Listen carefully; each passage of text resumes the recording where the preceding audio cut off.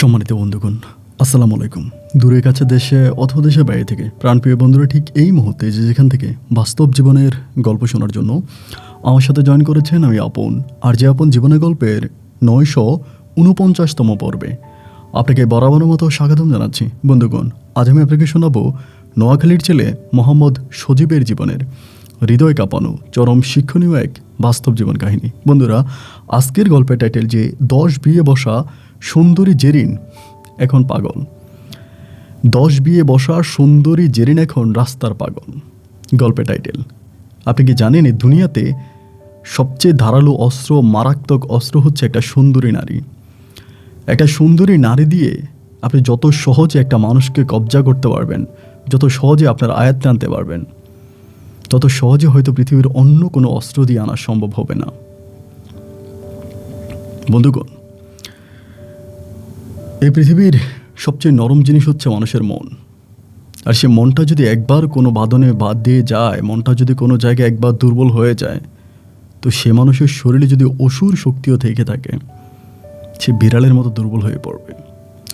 আমি আশা করব শুরু থেকে শেষ পর্যন্ত সজীবের জীবনের বাস্তব গল্পটা আমার মুখ থেকে শুনবেন, কারণ এই মর্মে যে সজীব গল্পের লাস্টের দিকে একটা বিপদে পড়েছে, মানুষটা একটা মহা বিপদে আছে। আপনারা গল্পটা শুনে তাকে একটা কমেন্ট লিখবেন এবং কমেন্ট পড়ে হয়তো নোয়াখালীর ছেলে সজীব তার এই বিপদ থেকে মুক্তি পাবে। ধন্যবাদ সবাইকে। সম্মানিত বন্ধুগণ, আসসালামু আলাইকুম। আমার নাম মোহাম্মদ সজীব, আমার বাড়ি নোয়াখালী। বন্ধুগণ, আমি আমার জীবনের গল্পটা শুরু করার শুরুতে আপনাদেরকে আমার পরিবারের বিষয়ে জানিয়ে রাখি। আমার পরিবারে আমি আছি, আমার বাবা আছে, মা আছে, তাছাড়া রয়েছে আমার ছোট 3টা বোন। আমরা টোটাল 3 বোন 1 ভাই। আমাদের পরিবারটা নোয়াখালী শহর থেকে অনেক দূরে চরগেশা কোনো এক ছোট্ট গ্রামের এক নিম্নবিত্ত পরিবার। আমার বাবা পেশা একজন ছোটোখাটো ড্রাইভার ছিলেন। এই মুহূর্তে প্রায় অনেক বছর আগে আমার বাবা অ্যাক্সিডেন্ট করে এবং অ্যাক্সিডেন্ট করার পরে আমার বাবার ড্রাইভিং জীবন সমাপ্তি ঘটে। এরপরে আমার এক বাবার পরিচিত বন্ধুর দোকানে আমার বাবা বসে। দোকানের ক্যাশে বসে মাস শেষে 5 থেকে 6 হাজার টাকা বেতন পায়। সেই টাকায় আমাদের পরিবারটা চলতো। ছোটোবেলা থেকে প্রচণ্ড অভাব আর অনটনে আমার শৈশবের দিনগুলো কাটে। আমি যখন মোটামুটি একটু বড় হই, তখন আমার ছোটো বোনগুলো মাথা তোলা দিয়ে উঠতেছিল। কোনো এক ব্যক্তি বলেছিল, এই পৃথিবীতে গরিব হয়ে জন্ম নেওয়াটা কোনো অপরাধ নয়, কিন্তু গরিব হয়ে মরে যাওয়াটা অনেক বড় অপরাধ। সেজন্য পরিবারের মুখের দিকে তাকিয়ে আমি পরিবারকে স্বচ্ছ করার জন্য, সুন্দর করার জন্য দিবারাতি আমি পরিশ্রম করে গেলাম। আমি ক্লাস 7-এ পড়া অবস্থায় আমার পড়াশোনা ছেড়ে দিই এবং পড়াশোনা ছেড়ে দেওয়ার পরে আমি মানুষের সাথে বিভিন্ন জায়গায় এখানে সেখানে টুকিটাকি কাজ করি। দেখা যায় দিন শেষে বা মাস শেষে যে পরিমাণের বেতন পেতাম, যে পরিমাণের টাকা আমার জোগাড় হতো, সেই টাকা অল্প কিছুদিনের মাঝে পরিবারে খরচ হয়ে যেত। কোনোভাবে আমি কোনো টাকা সেভিং করতে পারতাম না, নিজের কাছে রাখতে পারতাম না। এমন করে সময়গুলো কাটতে থাকে। একটা পর্যায়ে আমি প্রায় অনেকটাই বড় হয়ে যাই। আমি যখন অনেক বড় হয়ে যাই, আমার জমানো টাকাগুলো দিয়ে আমার 3 বোনের মাঝে যে বড় বোনটা ছিল তার বিয়ের কাজ সম্পূর্ণ করি। ওর বিয়ের কাজটা সম্পূর্ণ করার পরে আমার পরিবারে আরও 2টা ছোটো বোন আছে। আমার একেবারে মেজো যে বোনটা, এই বোনটার একটু সমস্যা আছে। সে দেখতে অনেক বেশি কালো এবং কুৎসিত চেহারা। আমি তাকে নিয়ে সবসময় বেশি টেনশনে থাকতাম যে তার বিয়েটা কিভাবে হবে, তাকেই বিয়ে দিতে না জানি কত টাকা যৌতুক লাগবে। একটা পর যেরকম করতে করতে আমাদের এলাকার এক লোকের সাথে আমার পরিচয় হয়। তিনি হচ্ছে ট্রাকের হেল্পারি করে। ঢাকা চিটং রোডে যেই আপনার 22 চাকার লরিগুলো চলে, এগুলোর হেল্পার হচ্ছে সে। তার সাথে কথাবার্তা বলি যেটা বুঝতে পারি, লরিতে হেল্পারে চাকরি করে মোটামুটি সে অনেক টাকাই ইনকাম করে। শুধু অনেক টাকা ইনকাম করে এটা বললে ভুল হবে, অনেক টাকা সে ইনকাম করার পরেও এখানে তার একটা ভবিষ্যৎ আছে। কিছুদিন পরে সে হেল্পার থেকে ড্রাইভার হবে এবং ড্রাইভারে হওয়ার পরে তার ইনকামটা, স্যালারিটা আরও বাড়বে। আমার কাছে তখন মনে হলো যে অবশ্যই আমাকে এরকম কিছু একটা করা উচিত, কারণ আমি এখন যে প্ল্যাটফর্মে কাজ করতেছি, মাঠে ঘাটে এখানে সেখানে যেখানে ডাকতেছি সেখানেই যাচ্ছি, কিন্তু এতে কোনো ভবিষ্যৎ নাই। দিন শেষে যা ইনকাম করতেছি তাই খরচ হয়ে যাচ্ছে। সুতরাং ভবিষ্যৎ দিয়ে কোনো কিছুই আমার মাথায় আসতেছিল না। সেজন্য আমি আমাদের এলাকার ওই ছেলের সাথে পরিকল্পনা করে আমি ট্রাকের ড্রাইভার হিসাবে আমি তখন 22 চাকার লরির একটা গাড়িতে হেল্পার হিসেবে উঠে গেলাম এবং আমি মাশাআল্লাহ দেখতে শুনতে অনেকটাই ভালো ছিলাম। এখানে যে অন্য হেল্পারগুলো ছিল অনেকের হয়তো স্বাস্থ্য ছিল না, দেখতে কালো ছিল, কিছুটা ভিন্ন রকম। আর এই লাইনের বেশিরভাগ মানুষগুলোই নেশা করতো, যার জন্য তাদের শারীরিক অবস্থা অনেকটাই দেখলে বোঝা যেত। কিন্তু আমি এমন একটা মানুষ ছিলাম, আমার জীবনে আমি কোনোদিন একটা সিগারেট পর্যন্ত মুখে তুলি নাই। আমি কোনো নেশাকে পছন্দ করি না এবং আমি নেশা করিও না। সেক্ষেত্রে একজন মুরব্বি টাইপের ড্রাইভার, যার কিনা মুখ ভর্তি দাড়ি এবং দেখতে শুনতে মাশাল্লাহ অনেক ভালো, তিনি আমাকে ইনার ট্রাকে আমাকে তিনি উঠালো এবং মানে হেল্পার হিসেবে উনি আমাকে নিয়ে গেল। তো ওনার সাথে আমি হেল্পারই করতেছি। এই মানুষটা মোটামুটি অনেকটাই ভালো। যেমন সবচেয়ে ভালো যে দিকটা আমার কাছে ভালো লাগে, উনি ট্রাক চালানোর সময় যেখানে আজান দিবে সেখানে ট্রাকটা দাঁড়া করাই দিবে এবং মাঠের মধ্যে উনি বিছনা বিছিয়ে উনি ওনার নামাজটা শেষ করবে। নামাজটা শেষে উনি আবারও ট্রাক চালাতে শুরু করবে। এই মানুষটা যথেষ্ট পরিমাণের দিনদার এবং ভালো মনের একজন মানুষ, যার জন্য এমন একটা মানুষ আমার ওস্তাদ হয়েছে এটা ভাবতেও আমার কাছে ভীষণ ভালোই লাগছে। আলহামদুলিল্লাহ যে এই মানুষটার সাথে আমি হেল্পারি করতেছি। আমি হয়তো অল্প কিছুদিনের ভিতরে ড্রাইভার হয়ে যাবে এবং তিনি হয়তো আমাকে খুব কিছুদিনের মাঝে আমাকে ড্রাইভিং সিটে বসাই দিবে। হেল্পারি করে মাস শেষে যে টাকা বেতন পেতাম প্রায় সব টাকাই পরিবারের জন্য পাঠিয়ে দিতাম। 2টা বোন, বাবা মা তখন পরিবারে ছিল। আমার বাবা তখন আর কাজ করতো না, যে তার বন্ধুর দোকানে ক্যাশে বসতো উনি আর তখনও বসতো না, কারণ আমার বাবার চোখের আলো অনেকটাই কমে গেছে। উনি টাকা গুনতে পারে না বা টাকা ভুলভাল করে মানুষকে দিয়ে দেয়, এই জন্য উনি ক্যাশের চাকরি ছেড়ে দিয়েছে। বাবাও তখন বাড়িতে থাকতো, একমাত্র আমার ট্রাকের হেল্পারির টাকা আমার পুরোটা পরিবারই চলতো। যাই হোক আলহামদুলিল্লাহ এমন করেই সময়গুলো কাটতেছে। ইনশাল্লাহ হয়তো একটা সময় আমাদের ভালো দিন আসবে, আমরা হয়তো দিন পরিবর্তন হবে এই স্বপ্নে আমি তখন ট্রাকের ডিস্ট্রিক্টের পর ডিস্ট্রিক্ট, মাইলের পর মাইল আমি তখন ট্রাকের হেল্পারি করে যাচ্ছি। কিন্তু রে ভাই, সবচেয়ে বড় যে বিষয়টা, অবাক হওয়ার মতো যে বিষয়টা, যে মানুষটার সাথে আমি হেল্পারি করি, যিনি আমার ওস্তাদ 5 ওয়াক্ত নামাজ পড়ে, বিড়ি খায় না, সিগারেট খায় না, যথেষ্ট পরিমাণের দিলদরিয়া একজন মানুষ। কিন্তু ভাই এই দিলদরিয়া কোনোভাবে আমার জন্য নয়, তিনি আমার জন্য সম্পূর্ণ ব্যতিক্রমধর্মী একটা মানুষ। উনি কোনোভাবে ওনার ড্রাইভিং স্টাডিংয়ে আমাকে বসতে দেয় না। মানে অনেক সময় হয় না যে অনেক ড্রাইভাররা আছে যারা হচ্ছে হেল্পার যদি মোটামুটি একটু চালাইতে পারে বা হেল্পার যদি মোটামুটি একটু ভালো হয়, তাহলে ড্রাইভার করে কি ওই হেল্পারকে স্টার্টিংয়ে বসায় দেয়, হেল্পার গাড়ি চালায়। কিন্তু ওনার বিষয়টা ছিল সম্পূর্ণ ভিন্ন। ওনার চোখে যদি ঘুম আসতো, উনি গাড়িটা পাশে দাঁড়ো করিয়ে উনি গেটের সব কিছু লক করে ঘুমায় যেত এবং ঘুম শেষে আবারও গাড়ি চালাইতো। কিন্তু কোনোভাবে রাস্তার মধ্যে উনি গাড়ি হেল্পারের হাতে দিত না। এবং এমন একটা মানুষ উনি হয়ে গেল যে ওনার যদি কোনো প্রোডাক্ট উনি নিয়ে যাচ্ছে, কোনো মাল নিয়ে যাচ্ছে, লেট হইলে ওই কোম্পানি ওনাকে কোনো কিছুই বলে না, কারণ ওনাকে সবাই মাওলানা বলে ডাকে। ওনার পেট পর্যন্ত ধারী এবং দেখতে শুনতে যথেষ্ট ভালো ধার্মিক একজন মানুষ। অলওয়েজ একেবারে পায়ের টাকনু পর্যন্ত পাঞ্জাবি পরে, দেখতে আরবিদের মতো লাগে। তো এই মানুষটা এরকম একটা ভালো, অথচ আমাকে উনি কখনোই ড্রাইভিং সিটে বসতে দেয় না। একদিন আমি ওনাকে দুঃখ করে বললাম, ওস্তাদ আপনি যদি আমাকে ড্রাইভিং সিটে বসতে নাই দেন তাহলে আমি ড্রাইভার হব কেমন করে? উনি আমাকে বলে, আমার কাছে যখন মনে হবে তোমাকে ড্রাইভিং সিটে বসানো উচিত আমি তখন তোমাকে বসাই দিব, তুমি আমাকে এই কথা বলা লাগবে না। কিন্তু তার কতদিন, প্রায় 6 মাস কেটে গেল আমি ওনার সাথে হেল্পারি করতেছি, কিন্তু 6 মাসে 6 সেকেন্ডের জন্য উনি আমাকে ট্রাকটা ধরতে দিল না। আমার যে অন্য যে হেল্পারগুলো আছে তারা 6 মাসে প্রায় প্রত্যেকেই মোটামুটি ড্রাইভার হয়ে গেছে, কিন্তু আমি স্টার্টিংয়েও বসতে পারিনি। একেবারে প্রত্যেকটা অন্য কিছু করুক বা না করুক, ওস্তাদরা যখন ডিপুতে গাড়িটা ঢুকিয়ে দেয়, ডিপুর মধ্যে গাড়িটা ঢুকানোর পরে ওস্তাদরা তখন নেমে যায়, নেমে হেল্পারকে বলে গাড়িটা পার্কিং করে রাখ।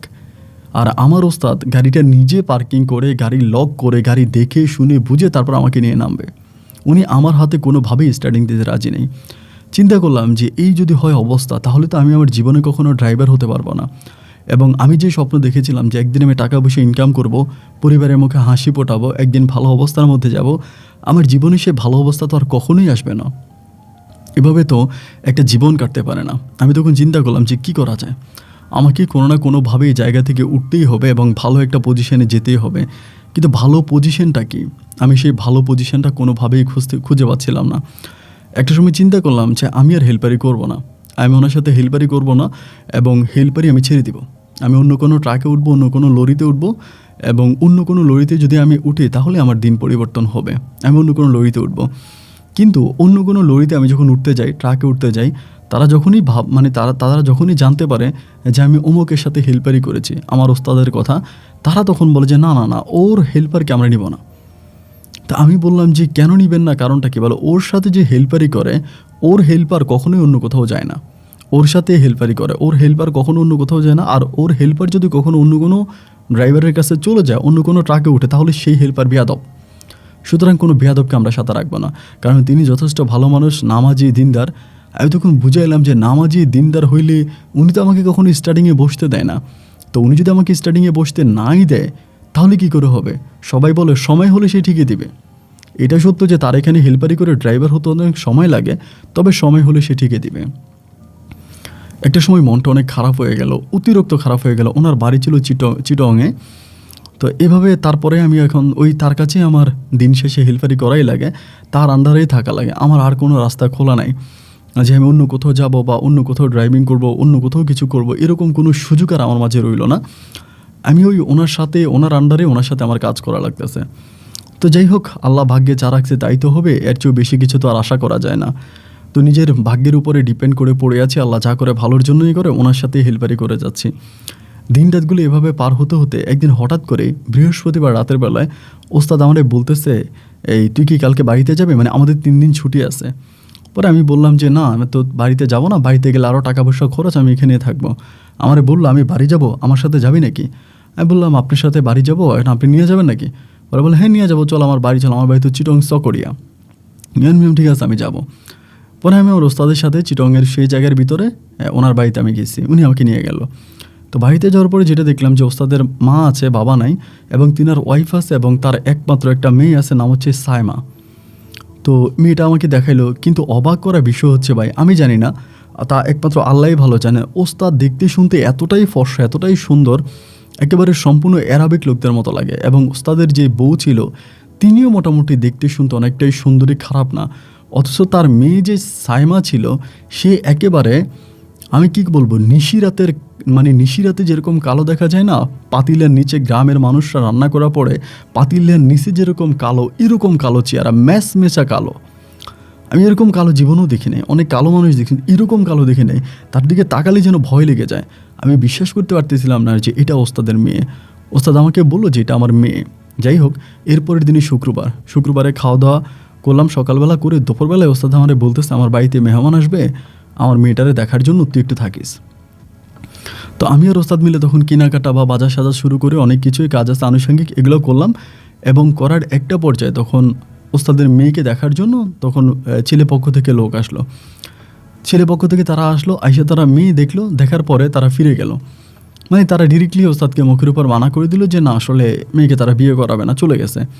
ওস্তাদ বলে আমি তো আপনাদেরকে আগেই বললাম যে আমার মেয়েটা দেখতে কালো, এটা জেনেই তো আপনারা মেয়ে দেখার জন্য আসছেন। তারা বলে কালো শুনেছি, কিন্তু কালোর ভিতরেও তো মুখের মধ্যে একটা মায়া সিরিত আছে, কিন্তু আপনার মেয়ের মুখে তো তেমন কিছুই নাই, এবং এই মেয়ে তো আমাদের ছেলে পছন্দ করে না, আমরা কী করে বিয়ে করাবো? এক পর্যায়ে বিয়েটা ফিরে গেল। ওস্তাদ তখন কান্নায় ভেঙে পড়লো, আমাকে বলে এই নিয়ে প্রায় 21টার মতো সম্বন্ধ আমার মেয়েটার জন্য আনি, এবং 21টা সম্বন্ধেই ফিরে যায়। এবং তিনি তখন কান্না করতে করতে বলে আমার মেয়েকে আমি আর বিয়ে দেবো না, এটা আমি আমার কাছে রেখে দেবো। যেহেতু এই সমাজে কালো মেয়ের কোনো মূল্য নাই, কালো মেয়ের বিয়ে হয় না, কালো মেয়ে তার বাবার জন্য একটা বোঝা, তা আমি সেই বোঝা সারা জীবন ক্যারি করে যাব, আমি আমার মেয়েকে আর বিয়ে দেবো না। তো ওস্তাদ মন খারাপ করে শনিবারেই সকালবেলা আবার চলে আসলো, বাড়ি থেকে চলে আসলো। আমাদের ছুটি ছিল, ছুটি থাকার পরও ওস্তাদ তখন আবার চলে আসলো ব্রাকে এসে। ব্রাকে ওস্তাদ তখন থাকতেছে, আমি ওস্তাদের সাথে থাকতেছি, এরকম করে সময়গুলো কাটতেছে। বাট ওস্তাদের মনটা খুব খারাপ। তারই মাঝে সপ্তাহখানি কেটে গেল। সপ্তাহখানি কেটে কেটে ওস্তাদ আর আমি একদিন বেনাফুলে মাল নিয়ে যাচ্ছি, মানে ইন্ডিয়াতে মালগুলা দিব আমরা, বেনাফুল পর্যন্ত আমরা নিয়ে যাব, তারপরে ইন্ডিয়ান ড্রাইভাররা আছে, ওরা গাড়ি চালায় নিয়ে যাবে। বেনাফুল পর্যন্ত যাচ্ছিলাম, তো আমি যেতে যেতে ওস্তাদকে জিজ্ঞেস করলাম, একেবারে গভীর রাত, চারদিকে গুটগুটে অন্ধকার, রাস্তার মধ্যে তেমন গাড়ি নেই, সিঁড়ি বৃষ্টি পড়তেছে। আমি তখন ওস্তাদের পাশের সিটে বসে বললাম, ওস্তাদ আপনার কি মনটা বেশি খারাপ? আমার বলে না রে, মন বেশি খারাপ না, ঠিকই আছে। আমি বললাম ওস্তাদ আমি আপনার বাড়িতে গেলাম, সাইমারে আপনি বিয়ে দেওয়ার জন্য চেষ্টা করলেন, 21টা ঘর দেখাইলেন, কোথাও তো মেয়েটারে বিয়ে দিতে পারলেন না। তা আপনি কি সত্যি সিদ্ধান্ত নিয়েছেন যে সাইমাকে আর বিয়ে দেবেন না? উনি আমাকে বলেন না, আর কেমন করে বিয়ে দিব, আমার তো আর এই মেয়েকে বিয়ে দেওয়ার কোনো সাধ্য বা সামর্থ্য আমার কাছে কোনোটাই নেই। আর মানুষ যদি বিয়ে না করে আমি কেমনি বিয়ে দেবো, তুই আমারে বল। এই সমাজে একটা কালো মেয়ে একটা বাবার জন্য বোঝা, অভিশাপ। ওস্তাদের কথা শুনে আমার কাছে খুব খারাপ লাগলো। আমি তখন বললাম, ওস্তাদ আমাদের নোয়াখালীতে অনেক মানুষ আছে, আমি কি দেখবো নাকি আপনার মেয়ের জন্য একটা ছেলে? ওস্তাদ আমাকে বলে তোর যদি ইচ্ছা হয় তাহলে তুই দেখতে পারিস, কিন্তু আমার মেয়েকে আমার তরফ থেকে বিয়ে দেওয়ার আর কোনো ইচ্ছা আমার নাই, কারণ ওর বিয়ে হবে না এটা আমি বুঝেই গেছি। তোর যদি মন চাই তুই দেখতে পারিস, তোর বোন হিসাবে যদি বিয়ে দিতে পারিস তাহলে তুই দিয়ে দে। এই কথা বলার পর আমি তখন সিটে বসে বসে চিন্তা করতেছি কোথায় বিয়ে দেওয়া যায়। কিন্তু ভাই আল্লাহ সাক্ষী, আপনি বিশ্বাস করেন আমাদের এলাকাতে অনেক গরিব ফ্যামিলি আছে, অনেক গরিব ফ্যামিলি যারা দিন আনে দিন খায়। আমি নিজে নিজে চিন্তা করলাম যারা দিন আনে দিন খায় ওই ফ্যামিলিতেও যদি আমি ওস্তাদের মেয়েটাকে বিয়ে দিতে যাই সেই ফ্যামিলির লোকেরা বিয়ে করবে কিনা। আমার কাছে মনে হলো যে সেই ফ্যামিলি তো আমি ওস্তাদের মেয়েটাকে বিয়ে দিতে পারবো না, তারাও এমন কালো কুচ্চে চেহারার একটা মেয়েকে বউ হিসাবে তারা ঘরে তুলবে না। আমার কাছে তখন মনে হলো যে আসলে এই দুনিয়াতে কালো হয়ে জন্মানোটাই আসলে মনে হয় চরম অপরাধ, আর বিশেষ করে মেয়েদের ক্ষেত্রে। খুবই খারাপ লাগলো। এইভাবে অনেকগুলো দিন কেটে গেল। দিন কেটে যাওয়ার পরে একদিন হঠাৎ করে আমার মাথায় একটা ভিন্ন রকম আইডিয়া আসলো। আইডিয়াটা শুনলে হয়তো আপনার হাসি পাবে, তবে আইডিয়াটা হচ্ছে এরকম। আমি চিন্তা করলাম যে কোনোভাবেই তো ওস্তাদ আমাকে তার ড্রাইভিং সিটে বসায় না, এবং আমি ওস্তাদের সাথে হেল্পারি করে বলে অন্য কোনো ওস্তাদও আর আমাকে তার ট্রাকে উঠায় না। সুতরাং আমার মাথায় একটা ভিন্ন আইডিয়া কাজ করলো। জীবনে তো আমি তেমন কিছুই পাইলাম না। আমার ছোটো দুইটা বোন আছে, তাদেরকেও বিয়ে দিতে পারলাম না, তারাও বিয়ের বয়স পার হয়ে যাচ্ছে, এবং একইভাবে আমার ছোটো বোনটাও কালো বলে তার বিয়ে হচ্ছে না। তো ঠিক আছে, একটা কাজ করে ওস্তাদের মেয়েটারা আমিই বিয়ে করি। ওস্তাদ যদি আমার কাছে বিয়ে দিতে রাজি হয় তাহলে আমি ওস্তাদের মেয়েটাকে বিয়ে করব। বিয়ে করলে হয়তো ওস্তাদ আমাকে অন্তত এতটুকু স্যাক্রিফাইস আমাকে করবে, হয়তো তিনি আমাকে তার স্টার্টিংয়ে বসাবে। কারণ তার তো একমাত্র মেয়ে, তার তো কোনো আর ছেলে নাই, কোনো মেয়ে নাই। ওই একমাত্র মেয়ের জামাই মানেই তো নিজের ছেলের মতো। এই কথা পরিকল্পনা করে ভাবলাম যে কেমনে ওস্তাদের কাছে বলা যায় বা কীভাবে বলতে পারি, বলার মাধ্যমটা কি। পরে আমি একদিন বাড়িতে গেলাম ছুটিতে। বাড়িতে গিয়ে আমি আমার বাবার এই বিষয়টা জানাইলাম। আমার আব্বা আমারে বললো, মেয়ে যদি দেখতে শুনতে খারাপও হয়, তোর যদি পছন্দ হয় তাহলে সমস্যা কি, আমরা রাজি আছি। আমি তখন বললাম ঠিক আছে, তাহলে আপনি আপনার কথা বলেন। অ্যান্ড এই বলে আমি তখন আমার আব্বাকে ওস্তাদের নাম্বারটা দিলাম। দেওয়ার পরে আমার আব্বা তখন ওস্তাদের কল দিয়ে আমাদের বাড়িতে দাওয়াত দিল যে আপনি আমাদের বাড়িতে আসেন। ওস্তাদ বলল যে সজীব ট্রাকে আসে না, হঠাৎ করে আপনারা দাওয়াত দিতেছেন, আচ্ছা ঠিক আছে যাব। ওস্তাদ কোথায় জানি ট্রিপ নিতে গিয়া আপনার ফেনীতে ট্রাকটা দাঁড়ো করাইয়া ফেনী দিয়ে ওস্তাদ নোয়াখালীতে ঢুকছে আমাদের এলাকায়। আমাদের এলাকায় আসার পরে দুপুরের দিকে আসছে, আমরা খাওয়া দাওয়ার আয়োজন করছি। ওস্তাদ খাওয়া দাওয়া করছে, করার পরে আমার আব্বা বলে আমার একটা কালো মেয়ে আছে, বিয়ে দিতে পারতেছি না। এবং শুনলাম আপনার অনেকে একটা কালো মেয়ে আছে, বিয়ে দিতে পারতেছেন না। তো আমার তো একটা সুন্দর ছেলে আছে, আমার ওই সুন্দর ছেলেটাকে আপনার কালো মেয়েটাকে বিয়ে করাই। আমার ওস্তাদ তখন বলে আমার তো আর কোনো ছেলে নাই যে আমিও আপনার কালো মেয়েটারে বিয়ে করে আমার ঘরে নিয়ে যাব। আমার আব্বা বলে প্রয়োজন নাই, আপনি আপনার মেয়েটার অন্তত একটা গতি করেন, আমার ছেলের কাছে আপনার মেয়েরে বিয়ে দেন। ওস্তাদ তখন বলল সজীবকে আমার মেয়েটারে বিয়ে করবে, কারণ আমার মেয়ে তো অনেক কুৎসিত, কালো চেহারা। আমার আব্বা বলল সজীব নিজেই আমার কাছে বলেছে আপনাকে বলার জন্য। ওস্তাদ তখন এক কথায় বলল আলহামদুলিল্লাহ, সজীব আজকে অনেকগুলো বছর ধরে আমার সাথে আছে। আমি দেখি সজীব দেখতে শুনতে ছেলে হিসাবে যথেষ্ট ভালো, আমার কোনো আপত্তি নেই। আমি সজীবের কাছে আমার মেয়েকে বিয়ে দিতে রাজি আছি। কয়েকদিন পরে আমার পরিবার থেকে ওস্তাদের বাড়িতে যাওয়া হলো, খাওয়া দাওয়ার আয়োজন করলো, আমরা আংটি পরালাম। সেখানে একটা বিয়ের দিন তারিখ ঠিক হলো, এবং সেই বিয়ের সমস্ত খরচ ওস্তাদ দিল। এবং ওস্তাদের ওই খরচের টাকায় আমি খুব সুন্দর করে ওস্তাদের কালো মেয়ে সাইমাকে বিয়ে করে চট্টগ্রাম থেকে নিয়ে আসি নোয়াখালীর ওই চর এলাকায় আমাদের গ্রামে। তো সাইমা যদিও কালো ছিল, কিন্তু তার মনটা এতটাই ভালো ছিল। লোকে যে বলে যে জাতের মেয়ে কালো ভালো আর নদীর খানি ঘোলা ভালো, এই কথাটা মিথ্যে নয়। সাইমা দেখতে কালো হলেও তার মনটা এতটাই পরিষ্কার ছিল, এতটাই ভালো ছিল, এবং সে এতটাই নম্র ভদ্র এবং এত ভালো ছিল যেটা আসলে বলার মতো না। মুহূর্তের মধ্যে আমার বাবা মা, যে আমার ছোটো দুইটা বোন আছে, প্রত্যেকটা মানুষের মন জয় করে নিল। সাইমাকে বিয়ে করার 6 মাসের মাথায় আমার ওস্তাদ আমাকে পরিপূর্ণভাবে ড্রাইভার বানায় ফেললো। আমি তখন সম্পূর্ণভাবে ড্রাইভার হয়ে গেলাম। দেখেন 2 বছরও কিন্তু আমি ড্রাইভার হতে পারি নাই, কিন্তু মাত্র 6 মাসে আমি তখন সম্পূর্ণ ড্রাইভার হয়ে গেলাম। এবং ড্রাইভার হয়ে যাওয়ার পর ওস্তাদ তখন আমাকে নিজের দায়িত্বে নিয়ে আমাকে অন্য একটা ট্রাকে উঠিয়ে দিল।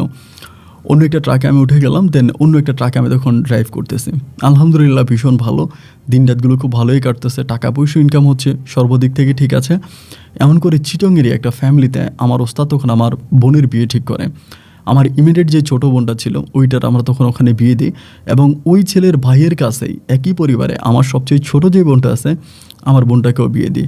তারা 2 ভাই আছে, 2 ভাই চট্টগ্রাম শহরেই ব্যবসা বাণিজ্য করে, টুকিটাকি ভালো অবস্থানের মধ্যে আছে, খুব বেশি খারাপ না। তো 2 বোনকে বিয়ে দিয়ে দিলাম। তখন পরিবারের মধ্যে আছে আমি একজন। আমি তখন খুব ভালোভাবে ড্রাইভিং করতেছি। ওস্তাদের সাথে আমার সম্পর্ক অনেক ভালো। ওস্তাদ আমার শ্বশুর, তিনিও আমাকে কোনো সমস্যা হলে সমাধা করে। তখন আমার কারিগরি টাকার কোনো অভাব নাই। এভাবে প্রায় 1 বছরের মতো আমি আপনার বাংলাদেশে চট্টগ্রামে নোয়াখালী থেকে চট্টগ্রামে ছিল আমার ডিফুটা, চট্টগ্রামে ট্রাক ড্রাইভিং করি। তো ড্রাইভিং করতেছি, ভালো টাকাই পাইতেছি, সব কিছুই ঠিক আছে। একটা পর্যায়ে মানে আমার কাছে আমার বউরেও খুব ভালো লাগে, বউ যে খারাপ লাগে তাও না, ও দেখতে একটু কালো কিন্তু এমনি মন তো অনেক ভালো, সেই হিসাবে ভালোই আছে। এইভাবে একদিন ঢাকার দিকে রওনা দিয়েছিলাম মাল নিয়ে, লরি না, ওই দিন আমি একটা ট্রাক নিয়ে রওনা দিয়েছিলাম, আপনার যেই গার্মেন্টসের মাল নিয়ে রওনা দিছি। এবং আপনার যেই আছে কি বলে আপনার নারায়ণগঞ্জের কাছাকাছি যাওয়ার পরে সেখানে হঠাৎ করে আমি একটা অ্যাক্সিডেন্ট করি বলতে আমি একটা মোটরসাইকেল চাপা দিই। এবং মোটরসাইকেলটারই অন্যায়টা আসলে আমার ছিল না, বৃষ্টির দিন ছিল। তো মোটরসাইকেলটা কী করলো, আমার পাশ থেকে একটা প্রাইভেট কারকে কাইট দিয়ে যখন আমার সামনে দিয়ে যাচ্ছিল, ওই রাস্তাটা তখন একটু ভাঙা ছিল, একটু ঢেউ ছিল। ওই ঢেউ ভাঙার ভিতরে মোটরসাইকেলটা তখন চাকা স্লিপ করে, এবং স্লিপ করার পরে আমি তখন ব্রেক ধরার জন্য খুবভাবে ব্রেক ধরি, কিন্তু আমার ব্রেকে কন্ট্রোল হয় না। এই মানে মোটরসাইকেল আরোহী একদম মোটরসাইকেল নিয়ে আমার চাকার নিচে পড়ে যায়, এবং সে একদম পুরো চ্যাপ্টা হয়ে যায় রাস্তার ভিতরে। তো চ্যাপ্টা হয়ে যাওয়ার পরে আমি তখন কী করি, ওই ট্রাক থেকে কোনোভাবে আমার জীবনে ওখান থেকে পালিয়ে আসি। তো ওখান থেকে পালিয়ে আসার পর আমি যেটা জানতে পারি, ট্রাকের মধ্যে আমার আইডি কার্ড ছিল, এবং ওই ট্রাকের ভিতরে আমার মানিব্যাগ ছিল, মানিব্যাগে আমার ছবিও ছিল, এবং মোবাইলটা আমি তখন ফালাই দিয়ে চলে আসি। এবং যেই লোকটাকে আমি মেরেছিলাম, যিনি মারা গেল, সেই লোকটা ওই সময়কার রাজনীতি দলের মোটামুটি একজন ভালো উপরস্থ সদস্য, তিনি রাজনীতি করতে একটা ভালো পর্যায়ে ছিল। তো তার নেতা খেতা, তার লোকজন এত বেশি ছিল যে নারায়ণগঞ্জের ওইদিকে ট্রাক নিয়ে যাওয়া তো দূরের কথা, আমার যদি তারা খুঁজে পায় তারা আমাকে হন্য করে মেরেই ফেলবে। এক পর্যায়ে তারা চিটং ডেপুতে আমাকে খোঁজার জন্য চলে আসলো। আমার তো বুঝে ফেললো যে কে অ্যাক্সিডেন্ট করছে, কে আমি তখন ট্রাক ডিপোর চাকরি ফালাইয়া নোয়াখালীতে বাড়িতে চলে গেলাম। আমার ওস্তাদ মানে আমার শ্বশুর তখন আমাকে হেল্প করতে শুরু করলো। সমস্যা নেই, তুমি চিন্তা করো না সজীব, তুমি তোমার মতো করে সেফটি নিয়ে থাকো, আমি আছি, কিছু হবে না, বাবা আছি। ইনি আমার একদম বাবার মতো আমাকে সাপোর্ট করতে শুরু করলো। এইভাবে প্রায় 5 মাসের মতো কেটে গেল, কিন্তু 5 মাসেও সেই নারায়ণগঞ্জ আর ঠান্ডা হলো না।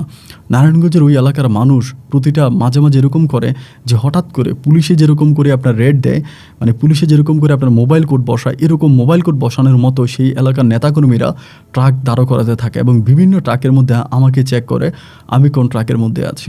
আমার ওস্তাদ ইংম্যান, আমার শ্বশুর আমাকে তখন বলল যে আসলে এইভাবে আমি আর ড্রাইভ করতে পারবো না, কারণ আমাকে তো আমি যেহেতু ট্রাক ড্রাইভার, সো আমাকে ঢাকা চিটং রোডে ড্রাইভ করতেই হবে।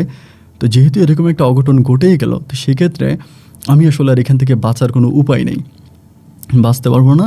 তিনি তখন আমাকে হঠাৎ করে একটা কথা বললো যে সজীব, একটা কাজ করো, তুমি তো ভালো ড্রাইভিং করো, আমার একটা সার্কিট আছে বাহারাইনে, ও ট্রাক ড্রাইভ করে বাহারাইনে, আমার কাছ থেকে ড্রাইভিং শিখা বাহারাইনে গেছে, দেখি আমি ওর সাথে কথা বলে তোমার বাহারাইন পাঠিয়ে দিতে পারি কিনা।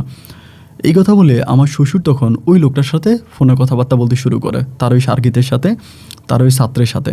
তো কথাবার্তা বলার পরে সেই লোক বললো যে ওস্তাদ ঠিক আছে, সমস্যা নেই, আমার কোম্পানিতে আমি আনতে পারবো, নিয়ে আসেন, আপনি ওনার পাসপোর্ট করান। তখন আমি কী করলাম, পাসপোর্ট করলাম, এবং পাসপোর্ট করার পরে পাসপোর্ট জমা দিলাম, পাঠালাম বাহারাইনে।